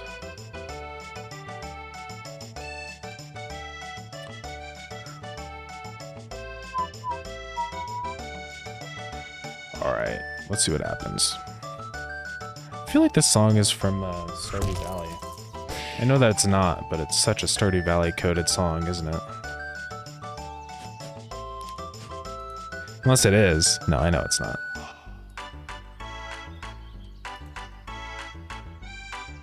Yeah. But it sounds just like Stardew Valley. Like, it's like, whoa. Alright, so let's go to, like, if you played this song and then told me this is from Stardew Valley, I'd be like, yeah, I remember this one. Because I swear it's got the same instruments and stuff, too. So what do I need to check here? The Tree of Wisdom.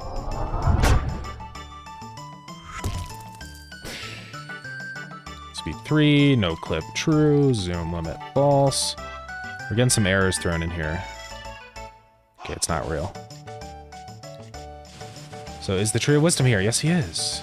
Hi, Tree of Wisdom. I have to kill you, I'm sorry. Nothing personal. I hope he spawns his corpse.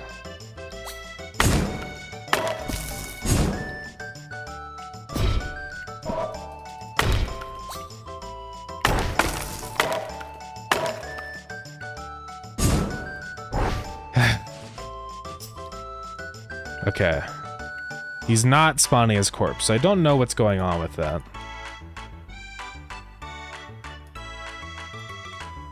I mean, I have the death sprite right here. Unless I named it something else. Death sprite is load. Sprite's Tree of Wisdom right there. So, and it is not throwing an error or anything, which is odd. I don't know why it's not showing up then. I mean, he has his ID. Starground Entity, Tree of Wisdom. So I know that like it's grabbing the damage sounds and stuff, just not the death sprite for some reason.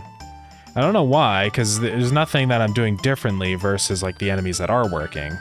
Like this one, it's the same thing. And the sprite exists in the path. The vector offset is pretty normal, it's just minus 24. That shouldn't cause any issues. The only thing I can think of is like a weird depth sorting thing, but I don't think it's that. Unless it is. Well, in Entity, when he dies, right, on death, it's gonna say if play death, which should be true on this guy. There's no reason it wouldn't be. Unless it's like in ready or something. I said a false. No. It's going to create a corpse. Corpse global position is global position of the entity. Set the sprite offset to the corpse offset. Then corpse scale. Scale times corpse scale. Corpse lifespan is corpse lifespan. And then... Wait a minute. Where are we setting the sprite? Oh, right here. If death sprite... then corpse.sprite is death sprite. So maybe it's just that death sprite isn't evaluating to something true. Death sprite. I don't know why that would be the case. But I'm definitely setting it down here. Get death sprite. So that's a little odd. In the Tree of Wisdom on his ready event, I'm going to print whatever his death sprite is just to see. Maybe it's like not being set or something, or... The only thing I could think of is that it's because it's typed as a texture 2D, and so when we set it, it's just not doing it for some reason, or setting it to null. But that would be kind of stupid, I think.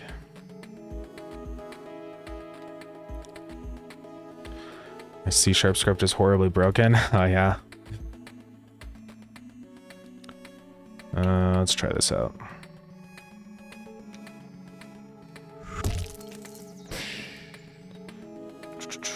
Let's see what it prints out down here. So did it print a sprite? If he exists. Yeah, compressed texture 2D. So he does have a sprite. I mean, that's pretty, for sure. I'm also gonna go ahead and stop printing on the player on that animation thing. Right here. I mean, it's possible that it's spawning somewhere else, but then why does it work for everybody else, right? Like all these guys, except the Tree of Wisdom. Like, it's working for everybody. I don't know why it doesn't work for him, though. Something's definitely odd. Hello, good sir. I mean, it showed that he had a sprite set. Yeah, I mean, I can probably just print some stuff in his death. I mean, he has on hit. Set message. On hit shouldn't do anything. Right here, I say if he has died, then queue free. Right? I mean, I don't see any issue with that. Because I connect that on queue free, I'm pretty sure, on death. Right? Tree exiting on death. So it doesn't matter if I just randomly run queue free, because it'll still create the corpse and stuff. The only thing I can think of is that play death isn't on, but I don't know how that would even happen. I'm just gonna print some stuff in here, right? On his death. Now let's just see what those are.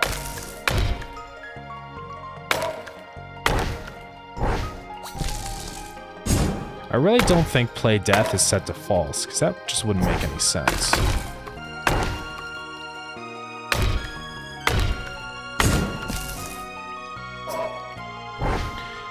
Play death is true, and he has a texture.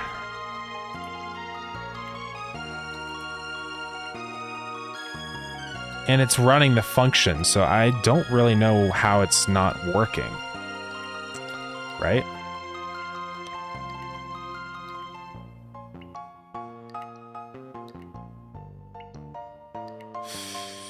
You know, he's adding it as a parent. I think I might know what's happening here.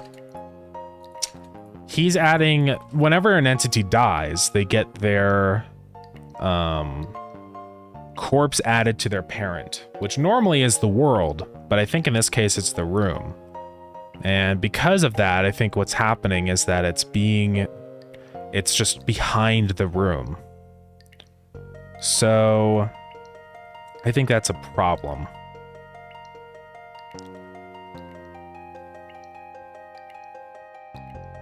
And honestly, I'm just gonna do this. Because there's gonna be many times where this happens. If we are a part of a dungeon room. Otherwise, do that. Get parent, get parent. And that should fix the issue. So let's try that. The remote view for Starground does not work very well because there's so many nodes that it's super laggy and I can't do anything. So I can't really use the remote view anymore. It actually used to run better before the update, before 4.4, but now it's stupid, so I can't even use it anymore. It's kind of frustrating, but it is what it is.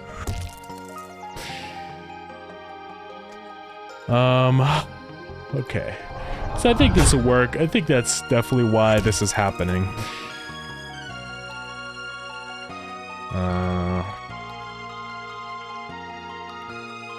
Zoom limit, then no clip. Right now, if Uni suffers the same with lots of components, yeah. I'm gonna probably one of these days look into that issue and see if, you know, there's a way to fix that, but...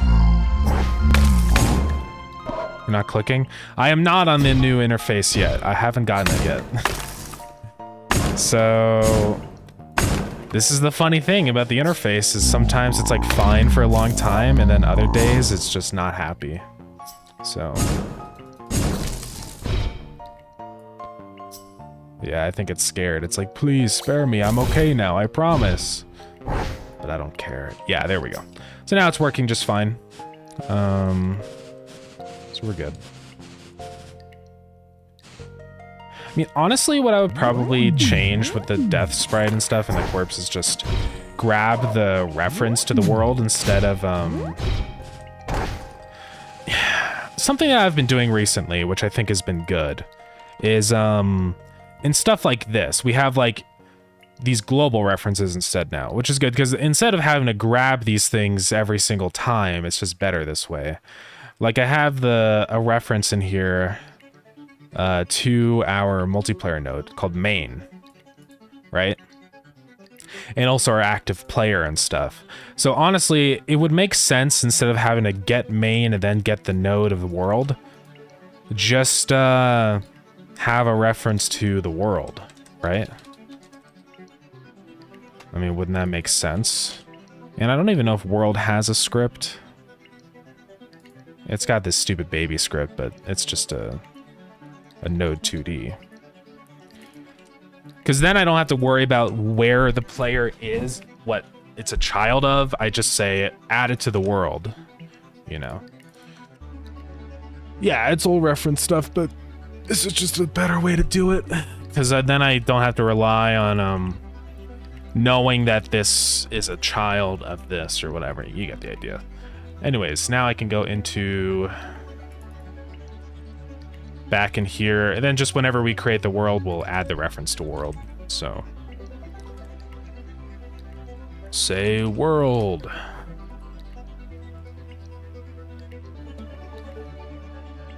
Whenever I create the world, right here. Add child world, right here. So global.world is equal to world. And I think that's it.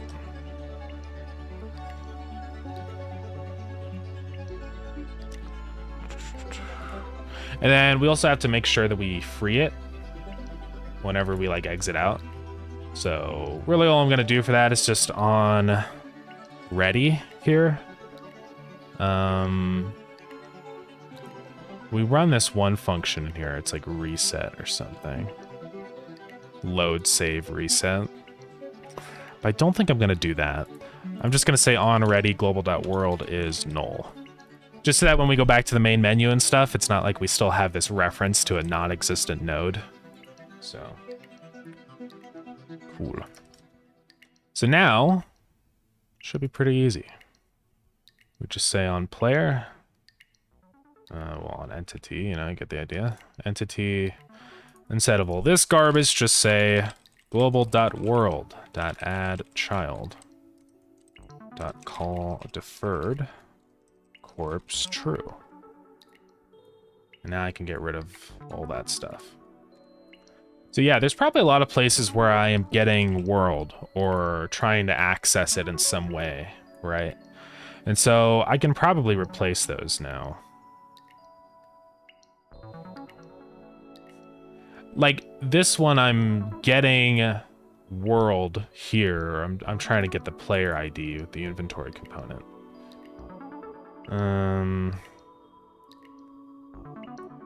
Like I think instead what I can do there for player inventory is just say,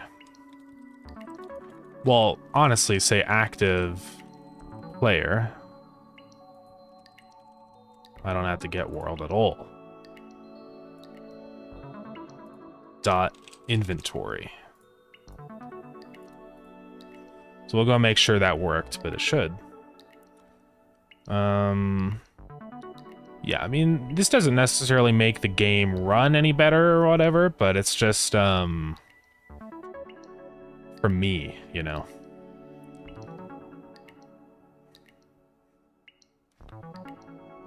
This is getting the world. That's replacing the colon with, yeah, it's fine. Get node or null world. Like this is getting the player again.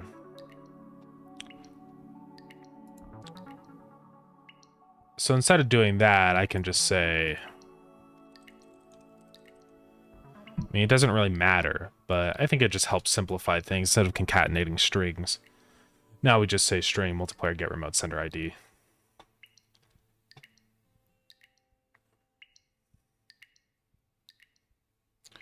And I'm just looking for like the places where like, okay, this one, inventory. What is this under? Build objects. Okay, no, that's fine. But yeah, now we just say global.world.get node. What was it before? It was that. Okay. Yeah, I should have done this a while ago, honestly, but it's fine. Oh, and then I want to grab the inventory component this way. I just say, right, dot inventory.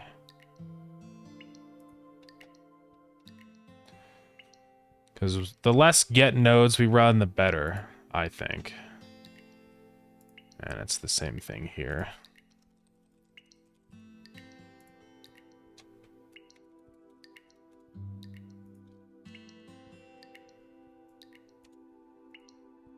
Just gonna scream and shout because I need another parenthesis. Okay.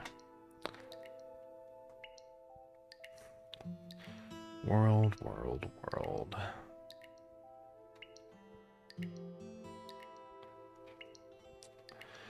There's a lot of these in here that I could probably improve upon, right? But it's fine for now.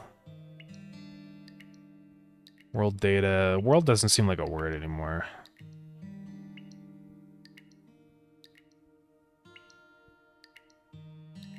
I mean, the world is only ever going to be a child of multiplayer nodes, so that's why, like, I'm not really worrying about making those use the world variable, because it just doesn't matter. It's not going to actually change anything.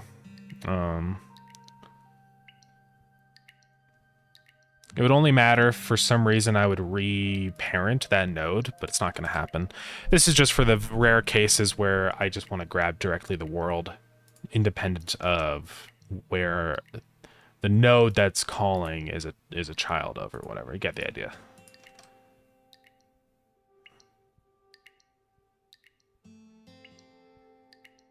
All right, let's try this out. See if it works. It should work.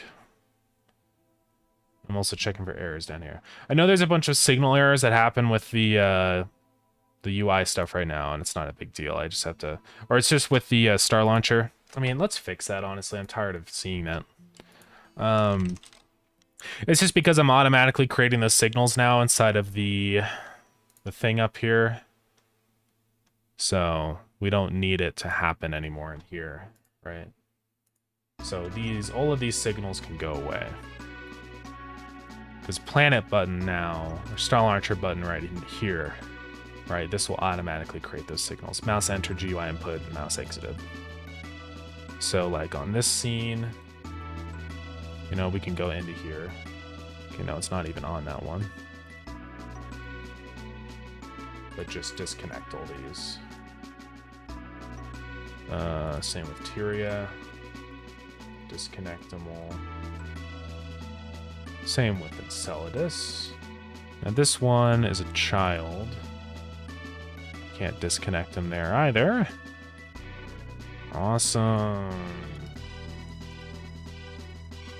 Yeah, I don't know what to do when I have this issue because I can't disconnect them because it's an inherited scene. Oh, unless I do it here. Okay, we're good. Yeah, that was from before I had the new, I imported the new planets, I think, or something. You know, Tephra is also like that, which is annoying. And it's not on the space hubs, we're good there. Just making sure these are all good. Yeah, I really want to remove that stupid inheritance stuff, because it's just dumb. You know? Why inherit from a node? Like, just go ahead and, you know, just inherit the script. It's not like the node has any info about it that helps, right? So it's just really frustrating. Like, let's just inherit from planet button on this instead, because I'm freaking tired of this. And just say, like, reparent. Or what do we do? How do we undo make scene root? How do we clear inheritance? Oh, clear inheritance. There we go. Yeah, there we go. Now we just say extends planet button and we can do whatever we want, right?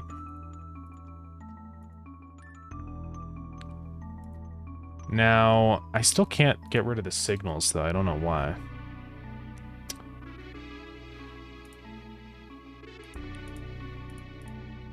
Why can't I? It's like they're saying that they're still, right? Still connected or something. Still inherited.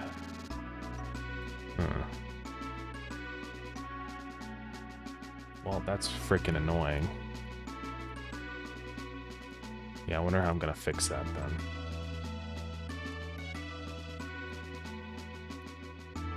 On this one I can fix it. So that's good. It's because I just didn't save it on here? That's possible. No, it's still there. But it's gone from Tephra. Let's remove her from Karnas. If we ever add that planet. I think one day we might. We'll see. I don't know. Karnas might not happen anymore. We'll see. It's not impossible. Okay, it's just Enceladus that's being stupid. I don't really know why. It's like it's inherited from a different node. But I don't know what. It's just from Planet Button, right?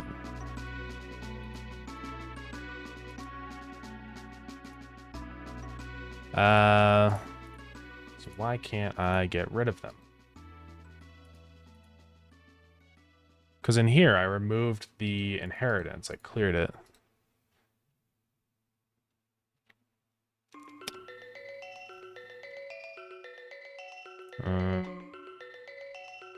As an instantiated scene.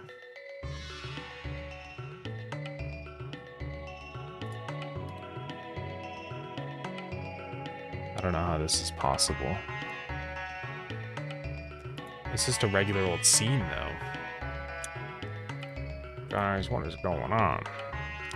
Can I just duplicate it, then do it? No, because it's just going to be just as stupid.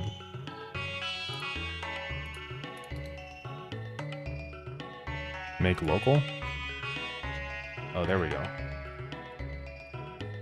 And then let's just resave this now. As, yeah, let's just save it in here. Enceladus. Okay, did I delete all the things in here? No, we're good. Alright, all those signals are gone now. Let's try this out, and it should stop calling, doing errors in here. I'm gonna go feed the fam. Good luck with the bug hunt. Thank you very much. I appreciate it. And thank you so much for the raid and stuff. I appreciate it. Yeah. Have a good rest of your night. Get some good food. Blackjack Sim got me 9.95 down. What happened? You're telling me gambling is not a profitable way to make a living?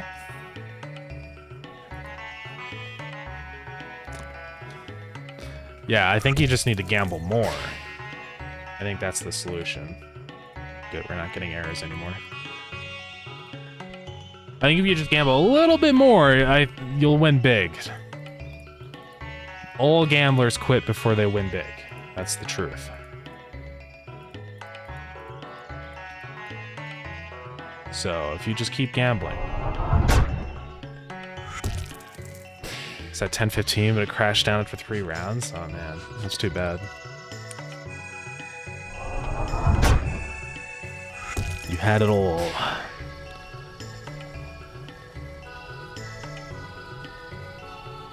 I'm getting freaking tired of this. This signal starting house is declared but never explicitly used in the class. I think that's an annoying error, because why? Why does it have to be used in the class that it's defined in, you know? Why can't I just call it and say .emit? So I think I'm going to disable this error because I'm actually tired of it. Unused signal error. So how do I disable that? Because I've never actually done it. Or it's not an error, it's a warning. Okay, so I need to go into project settings, debug.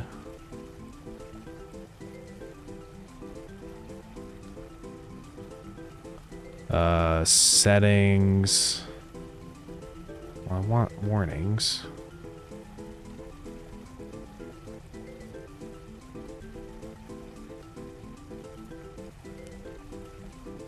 File logging GD script. Here we go.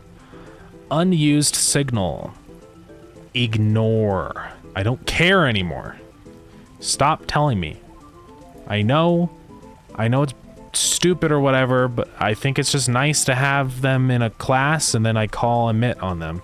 Because what I do is I have all these variables in global, or all these signals, full screen change and menu loaded and all this stuff, so we can just, it's like a signal hub. You connect to the signals here and you can emit them here, so it's like a way to bridge all these different nodes together. So yeah, I'm not going to use them in the node. Just shut up, Godot. I don't care. I get the point of that warning. It's just to say like, hey, you have a signal that doesn't do anything here, but I'm getting tired of it. Unless there's a way I can like add a thing onto these to ignore that one specifically. Do around this point redeems have icons now? Yeah, I went through and did icons for all of them, so we're gaming.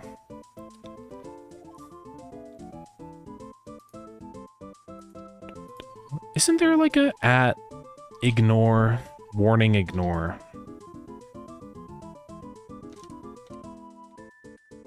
Right, because this is what I would use. Unused signal. Holy crap. So what does this do? Okay, so it's just going to be the immediate... Okay.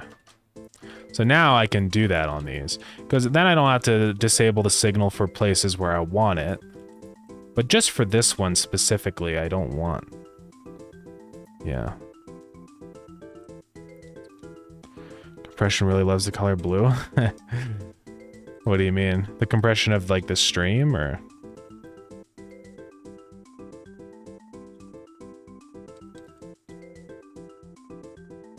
Oh, there's so many I have to add.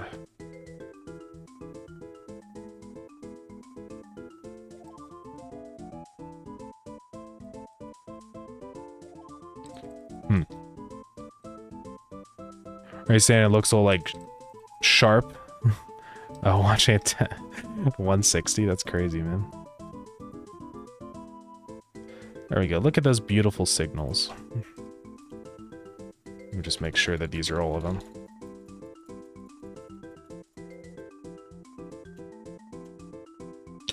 Ah, signal! Okay, no, we're fine. Okay. There's also signal skin changed. Yeah, I guess that's a signal. Okay. Well, let's put that down in here. I don't think it's used yet. I guess that can be global. It doesn't really matter.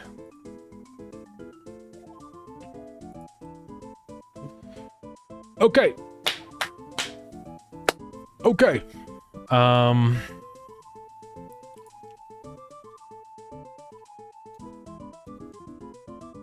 Yeah, set active skin. I have a function for that now. Okay. So we're actually gonna go re-enable that warning then, because yeah. What are other ones that are on ignore, I wonder? Yeah, see, there's like untyped declaration. I would get so many warnings if I enabled that. It'd be insane. But there's some interesting ones in here. Property uses function. On ready with export.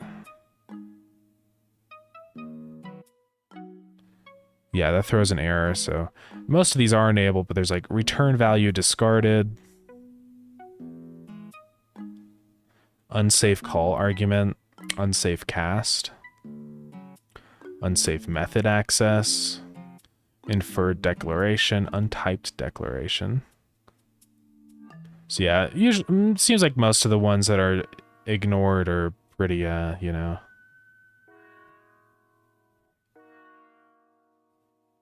Yeah, I think we're fine. Let's finish watching the Breaking Bad series and watch Better Call Saul now. Let's go. Yeah, I finished Breaking Bad with the Ace, and now we're also watching Better Call Saul. You're probably going to finish it before we do. But it's pretty good. Honestly, so far, I think I like it more than Breaking Bad. Breaking Bad is really good, but Better Call Saul is like really good. Tuesday is the day. We will. We're going to have the Saulathon every Tuesday. So we're going to do a season every week. All right. We don't have to go for that long, but we'll see. As many as we can.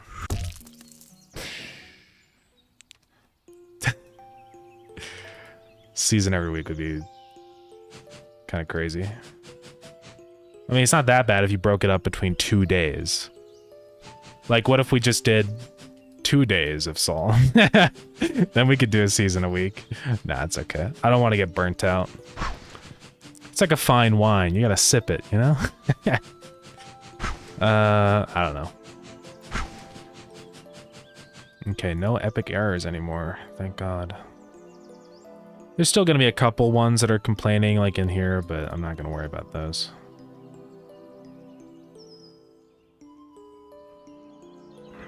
Still season 1, episode 9. Okay. Yeah. What emote would be cool for stream? I don't know. Are you thinking of redeeming something? You're welcome to do whatever emote you want. It could be Starground related, or it could have nothing to do with Starground. It could be just a funny little joke. I think something that's nice for the emotes is like having like in different emotions available, you know, to express different concepts. Like I kind of like the Herobrine one because it's like, you know, the true wisdom. I don't even know what that's supposed to express. It's just kind of funny. The default dance is like happy, you know, like let's go. Eyebrow raise. Which emotion do we not have? Sadness? I don't think we really have any sadness. Hey, Python Phil, thank you so much for the raid. Welcome in. And also thank you for the follow, I appreciate it. What's going on? Welcome in, everybody. What were you up to today on your stream? Yeah, we're currently just programming. And thank you for the follow, I appreciate it. Yeah, we were just adjusting some things, moving over some data to a table for our game Starground. Gamedev stuff, yeah, nice. It's cool stuff. Cool. Yeah, we're just working on my game Starground. This is in Godot. But it's going pretty good. Today we're working on enemies. We've got one enemy kind of set up. We still need to work on it a bit more, but it's getting there. It's these guys. Which when they die, I think they do drop corpses now, okay. But they kind of just circle around and on the player, then when they're ready to fight. When they're ready to fight... there might be an error here. Might be a mistake. What are these guys called again? Yeah, they're boring. The attack time is set. I think it's just not setting with the timer. I do set auto start to true, but I think we just have to say add child attack timer and then say attack timer dot start. Unless it's because I was setting wait time after we set auto start, but I don't know. I'll just do this. Add the child and do it that way. It's probably why these guys are just circling eternally and not attacking, so I'll just kill them. But yeah. How long have you been building for it? Yeah, I've been working on this for a bit over a year. I'd say like a year and a half now. I started working on it back in late December of 2023. And then it was just kind of development for a while. Then we released in August last year into early access. Full release for the game is probably going to be around sometime near the end of the year, probably, is my guess, but I don't know yet. I don't really want to set a date for that because it's kind of just whenever it's ready, you know? So it's like, it doesn't feel right to say, this is when it's coming out, this early on, at least. So bugs got bugs, yeah. That's insane. Double bug. I got the zipline stuff working pretty well. I don't know if you guys saw that. I made it so that the there's like a little handle that you grab onto now when you go across the zipline. There's also particles. I need to do the sound though. That's not working. This looks great. Thank you very much. Going for a Bomberman 2D style game. Nice. That's awesome. Like Rockstar then on its starting, yeah. Yeah, how all the images come from? Is it your stuff? Yeah, so all of the art in the game and the programming is 100% me. The only like visual thing that I did not create myself is these shaders for the planets.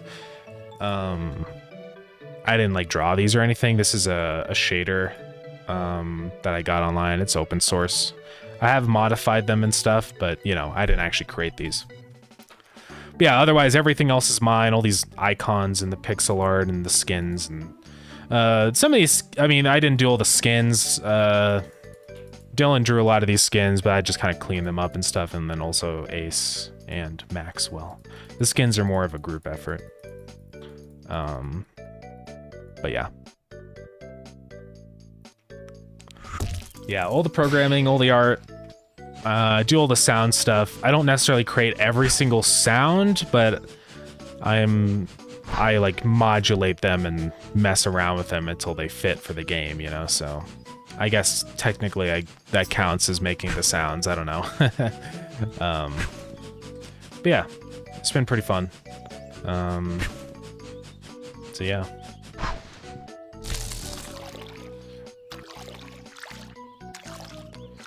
Boat. I feel like the boat's kind of slow.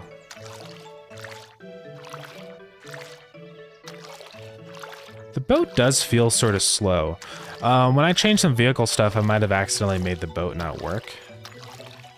Or I'm not multiplying the vehicle speed modifier properly. I may have to fix that.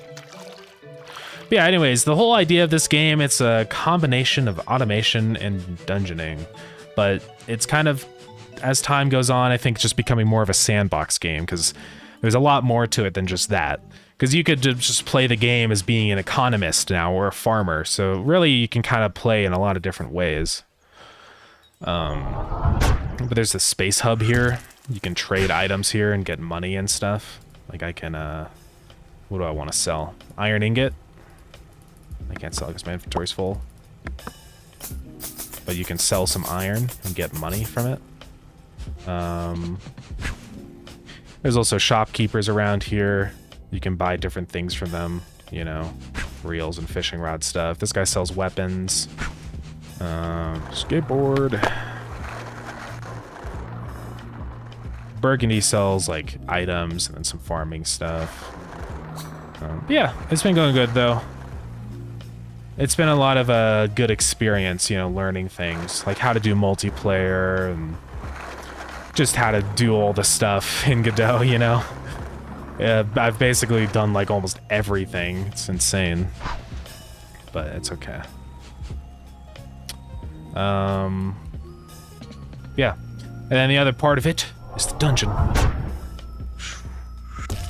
You go into the dungeons and you fight enemies. You probably saw a little bit of that. I have a pretty good sword right now, so I'm just slicing and dicing, but where is he? That's what you get. Yeah. This room seems like it's showing up a lot. I might have to decrease the spawn rate or something. It seems like I get it constantly. That's right. Well, thank you very much. Yeah, I appreciate it.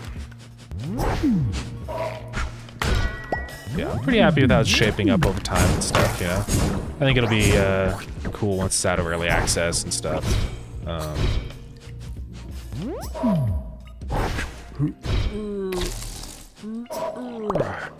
I'm not gonna do this whole wave thing. I'm just gonna zoom limit false, no clip true, move speed 3. I need to make a command that's just like /God to make it so that all that stuff gets applied automatically. Because I'm tired of doing it myself. And And yeah, we can load up into a save that actually has stuff. Yeah, I've got a bunch of different commands that I added into the game. They're mainly for just testing and for myself, but I also decided, like, why not just make it like Minecraft where anybody can do the commands. So this is the list of all the commands. Help, research, TP, give, kill, time, no clip, move speed, zoom limit, mining speed, rain, create, effect. Yeah. Create's an interesting command because it's like, it's basically allows me to instantiate any scene that I want in the game. So I could say create res scenes. This is probably gonna break, but player. And then it just created a player scene. You can't actually see the player because since they don't have a multiplayer authority, they aren't going to show up. But a player has been created. But you can do it with other stuff like, you know, I could go into enemies, ancient automaton, and then he just shows up here, right? He's a little broken because there is no pathfinding here. There's no navigation region, so he just kind of gets stuck in a loop forever. But technically it works. But yeah, you can do that with more practical things. Like, for example, if I wanted to spawn in a one of the animals, like a macro bear, I could just say macro bear, and now he's here. So actually, the create command's kind of fun. And then if I want him to mature, I'll just say mature true. Now he's an adult. And you can feed him to breed him or kill him for food. And he drops meat.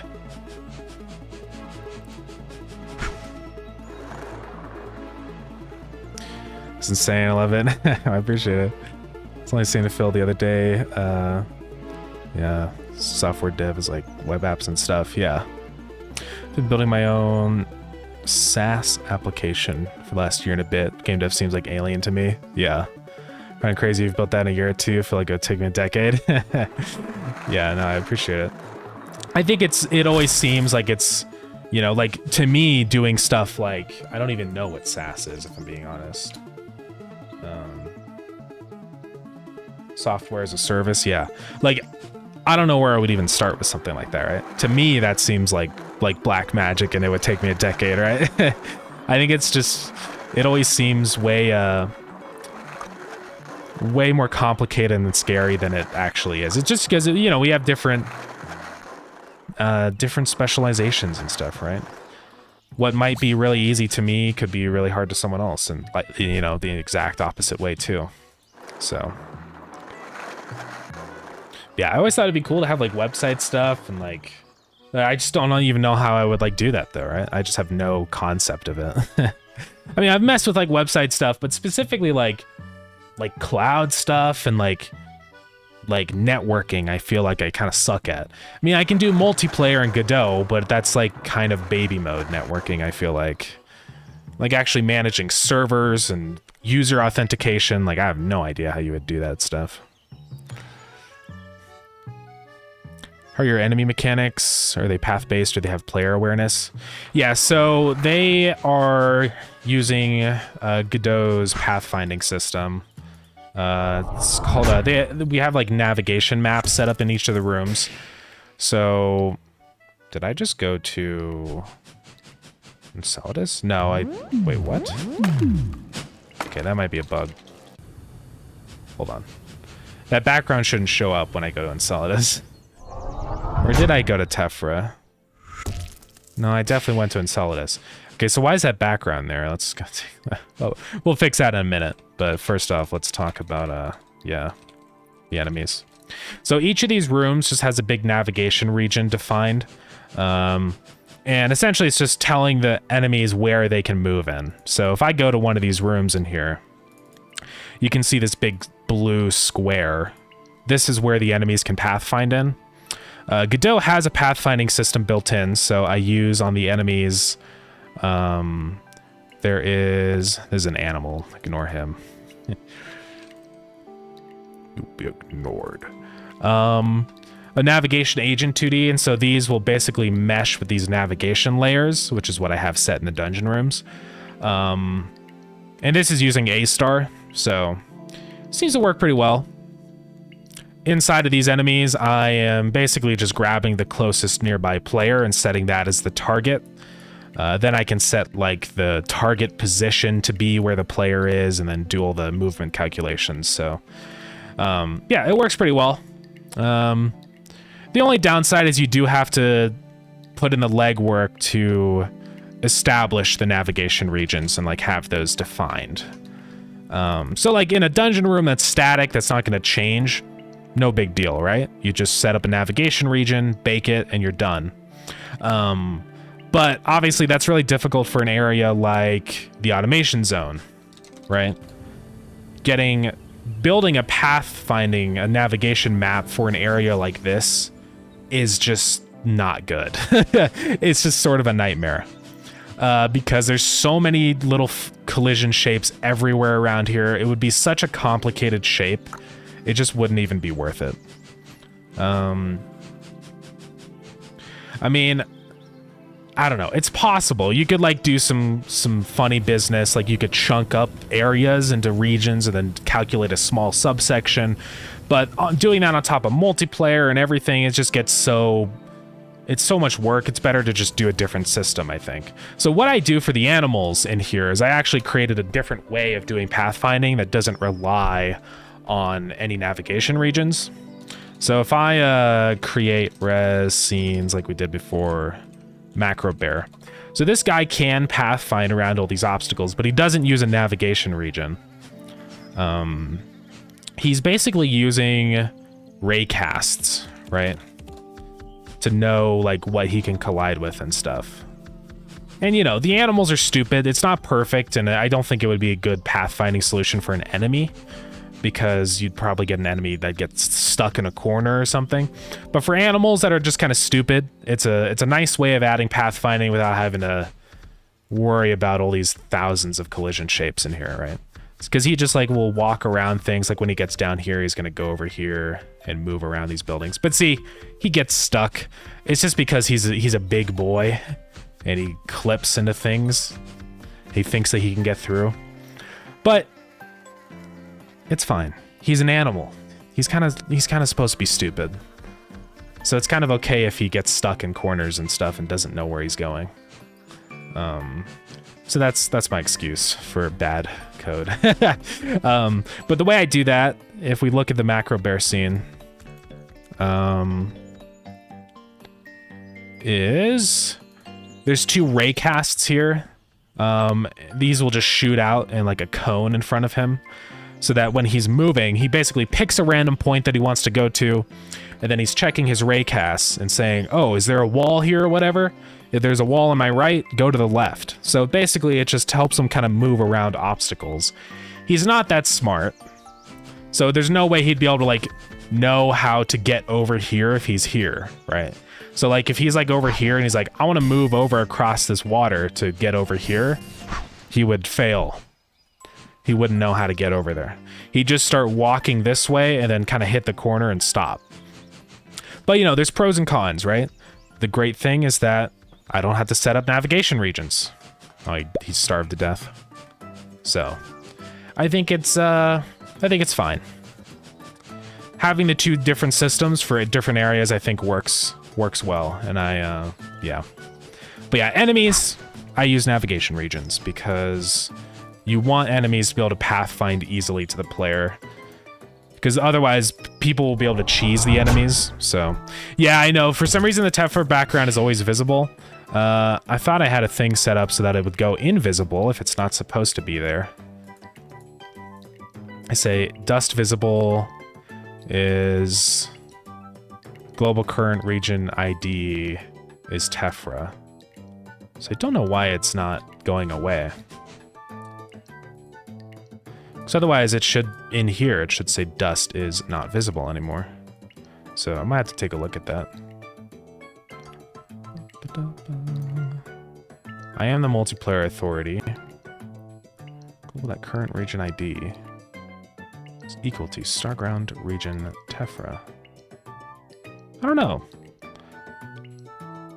Yeah, I'm gonna look into that. New coding C#, C++. Phil needs to improve his C# for his work. I'm trying to persuade him to do it. Yeah, Jim, one of the engines. Or Game, one of the engines, yeah. I'm gonna sneeze. Oh, excuse me. I am not coding in C# or C++. The default language of Godot is GD script. It's very similar to Python in a lot of ways. I always look at it as basically just an offshoot of Python. Like almost all of the syntax and everything is identical to Python. It's just a couple things are different. So yeah, I like it just because it's so easy. It's just so simple. I can create a script and access all these high-level functions and, you know, and if I really wanted to, I can get down into like the more, you know, core parts of how the game and the engine works. Godot has these things like servers, so I could access like the physics server like this and then do some like really low-level functions and stuff if I really wanted to. I can like, you know, modify all these different variables and data and get shape data and geometry, and you know, I can do that. It's just I don't have to do it 99.9% of the time. So but yeah, I've messed with C# and C++. C++ I mainly just did in university, and I messed around with C# in Unity for a little while before I moved to Godot.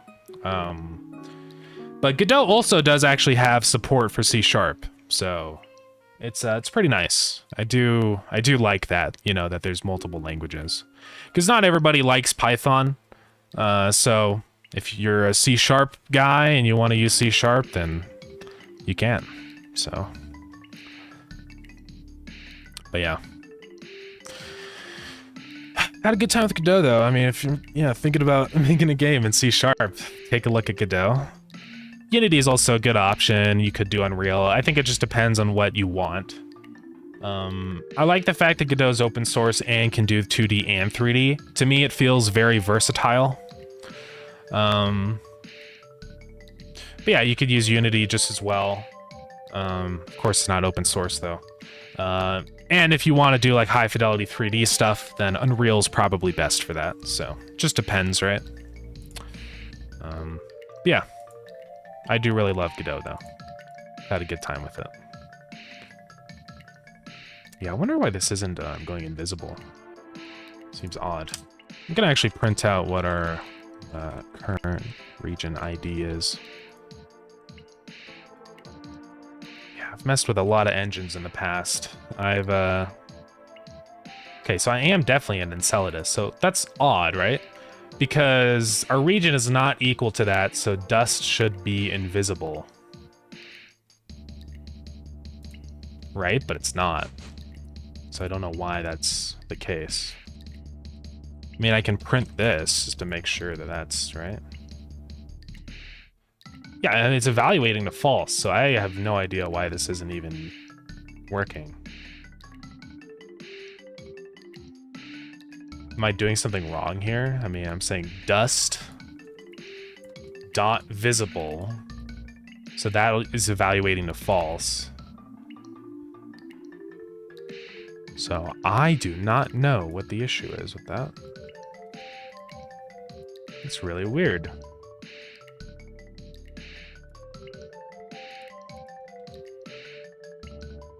Yeah, I don't know. It might just be like a weird Godot thing. Sometimes when you change the engine and then relaunch, it like messes things. So I'm just gonna close it and reopen it. I'd be using Python GD script. Might try to dip a little in Gamedev myself. I just think I'd struggle with all the art and animations. Yeah. Yeah, I mean, art and stuff like that, I think for people that are primarily programmers, it's always really difficult. Yeah, I've been drawing all my life. I used to draw just a lot on pencil and paper, and then I started doing pixel art like for commission work, so it's always to me been like really natural, but I could see the challenge, right? Because it is hard. They're two totally, like, programming and art is two completely separate, like, you know, specializations, so. But there's a lot of options. If you don't want to make your own art, there's a lot of websites, you know, for free assets and stuff. I've always liked open game art because it's nice. Everything's open source here, you know. So this is a really nice place for finding art. You can find 2D art, and they also have 3D art here apparently too. So there's like 3D models and stuff. And there's a lot here. I mean, this site's been around, I think, for quite a while. But yeah. And then also there's Kenny. Kenny has a lot of good assets too. Yeah, Kenny, I think it's maybe primarily 3D, but I don't know. I know there is a lot of like 2D icons and stuff that I actually have used. Like I use these in Starground just because I didn't want to bother going through and making all these icons. But yeah, I use the Kenny icon pack. So I would check this out. Yeah, Kenny's got a bunch of stuff. And all of these are completely free. I don't even think you have to credit Kenny. So yeah, it's pretty cool. There's just hundreds of things in here, just all sorts. There's 3D models and 2D tile sets and just like UI stuff too, right? Like there's cursors and there's UI icons, and so there's a million things in here. Kenny's really good too. So I would definitely take a look at that. I mean, you know, being one person, Kenny's going to have a style. So a lot of this stuff is probably going to be somewhat connected to each other, which is fine. There's nothing inherently wrong with that. But, you know, keep that in mind. If you want something crazy and unique, these might have been used before or kind of look a little similar sometimes. But, you know, there are some really interesting ones, though. I mean, this is, like, way different from any of the other stuff. So, I don't know. But check it out. I think it really helps a lot, and you can always use these as temporary assets, too, you know. There's nothing wrong with that. Just to get the programming in. Or if you just want to use them as the final, that's fine. I mean, nobody really cares. I only make my own assets just because it's like for me. Because I want to get better at drawing and making assets, you know? There's also audio on here too, which is cool. But that doesn't necessarily mean you like have to, right? And there's no reason to. But yeah. I would recommend that. Unfortunately, I do have to end stream. Because we've been going for 4 hours. But yeah. That's going to be it for today. Thank you, everybody, for coming to the stream. Thank you for all the raids. We got a lot. We got 3 raids today, which is crazy. So thank you, everybody, for that. I appreciate it. I should follow you guys. Let me do that. I usually always follow people that are doing similar stuff, just so I have people to raid. Because sometimes it's, like, hard to find people. Cool, yeah, we're all followed up. Alright. That's going to be it. Thank you, gamers, for coming in. I'm glad we're able to start on some enemy stuff. I know today was a lot of refactoring mostly, but it's okay. We did get 1 enemy in the game, so it's fine. I'm going to work on that stupid shader, that fog shader. I'm going to keep messing around with that today because I want to make it work. It's just so hard. I don't know what to do with the zoom. I'm going to have to keep trying different things, I think. So yeah. Alright, let's go pick somebody to raid. Let's see. Qualis is finishing up their game. Oh yeah, that's looking pretty sick. Yeah, they're talking about that's the cooking card game, I think? Yeah, I actually want to see that. Alright, that's going to be it. Thank you, gamers, for coming. Feel free to buy Starground if you want. It's on Steam right now. Feel free to wait for the spring sale, or not the spring sale, the summer sale if you guys want. Yeah, what else? Feel free to join the Discord. I'm going to put a post up there as soon as I finish the shader about how to do the shader. And yeah, we'll be live is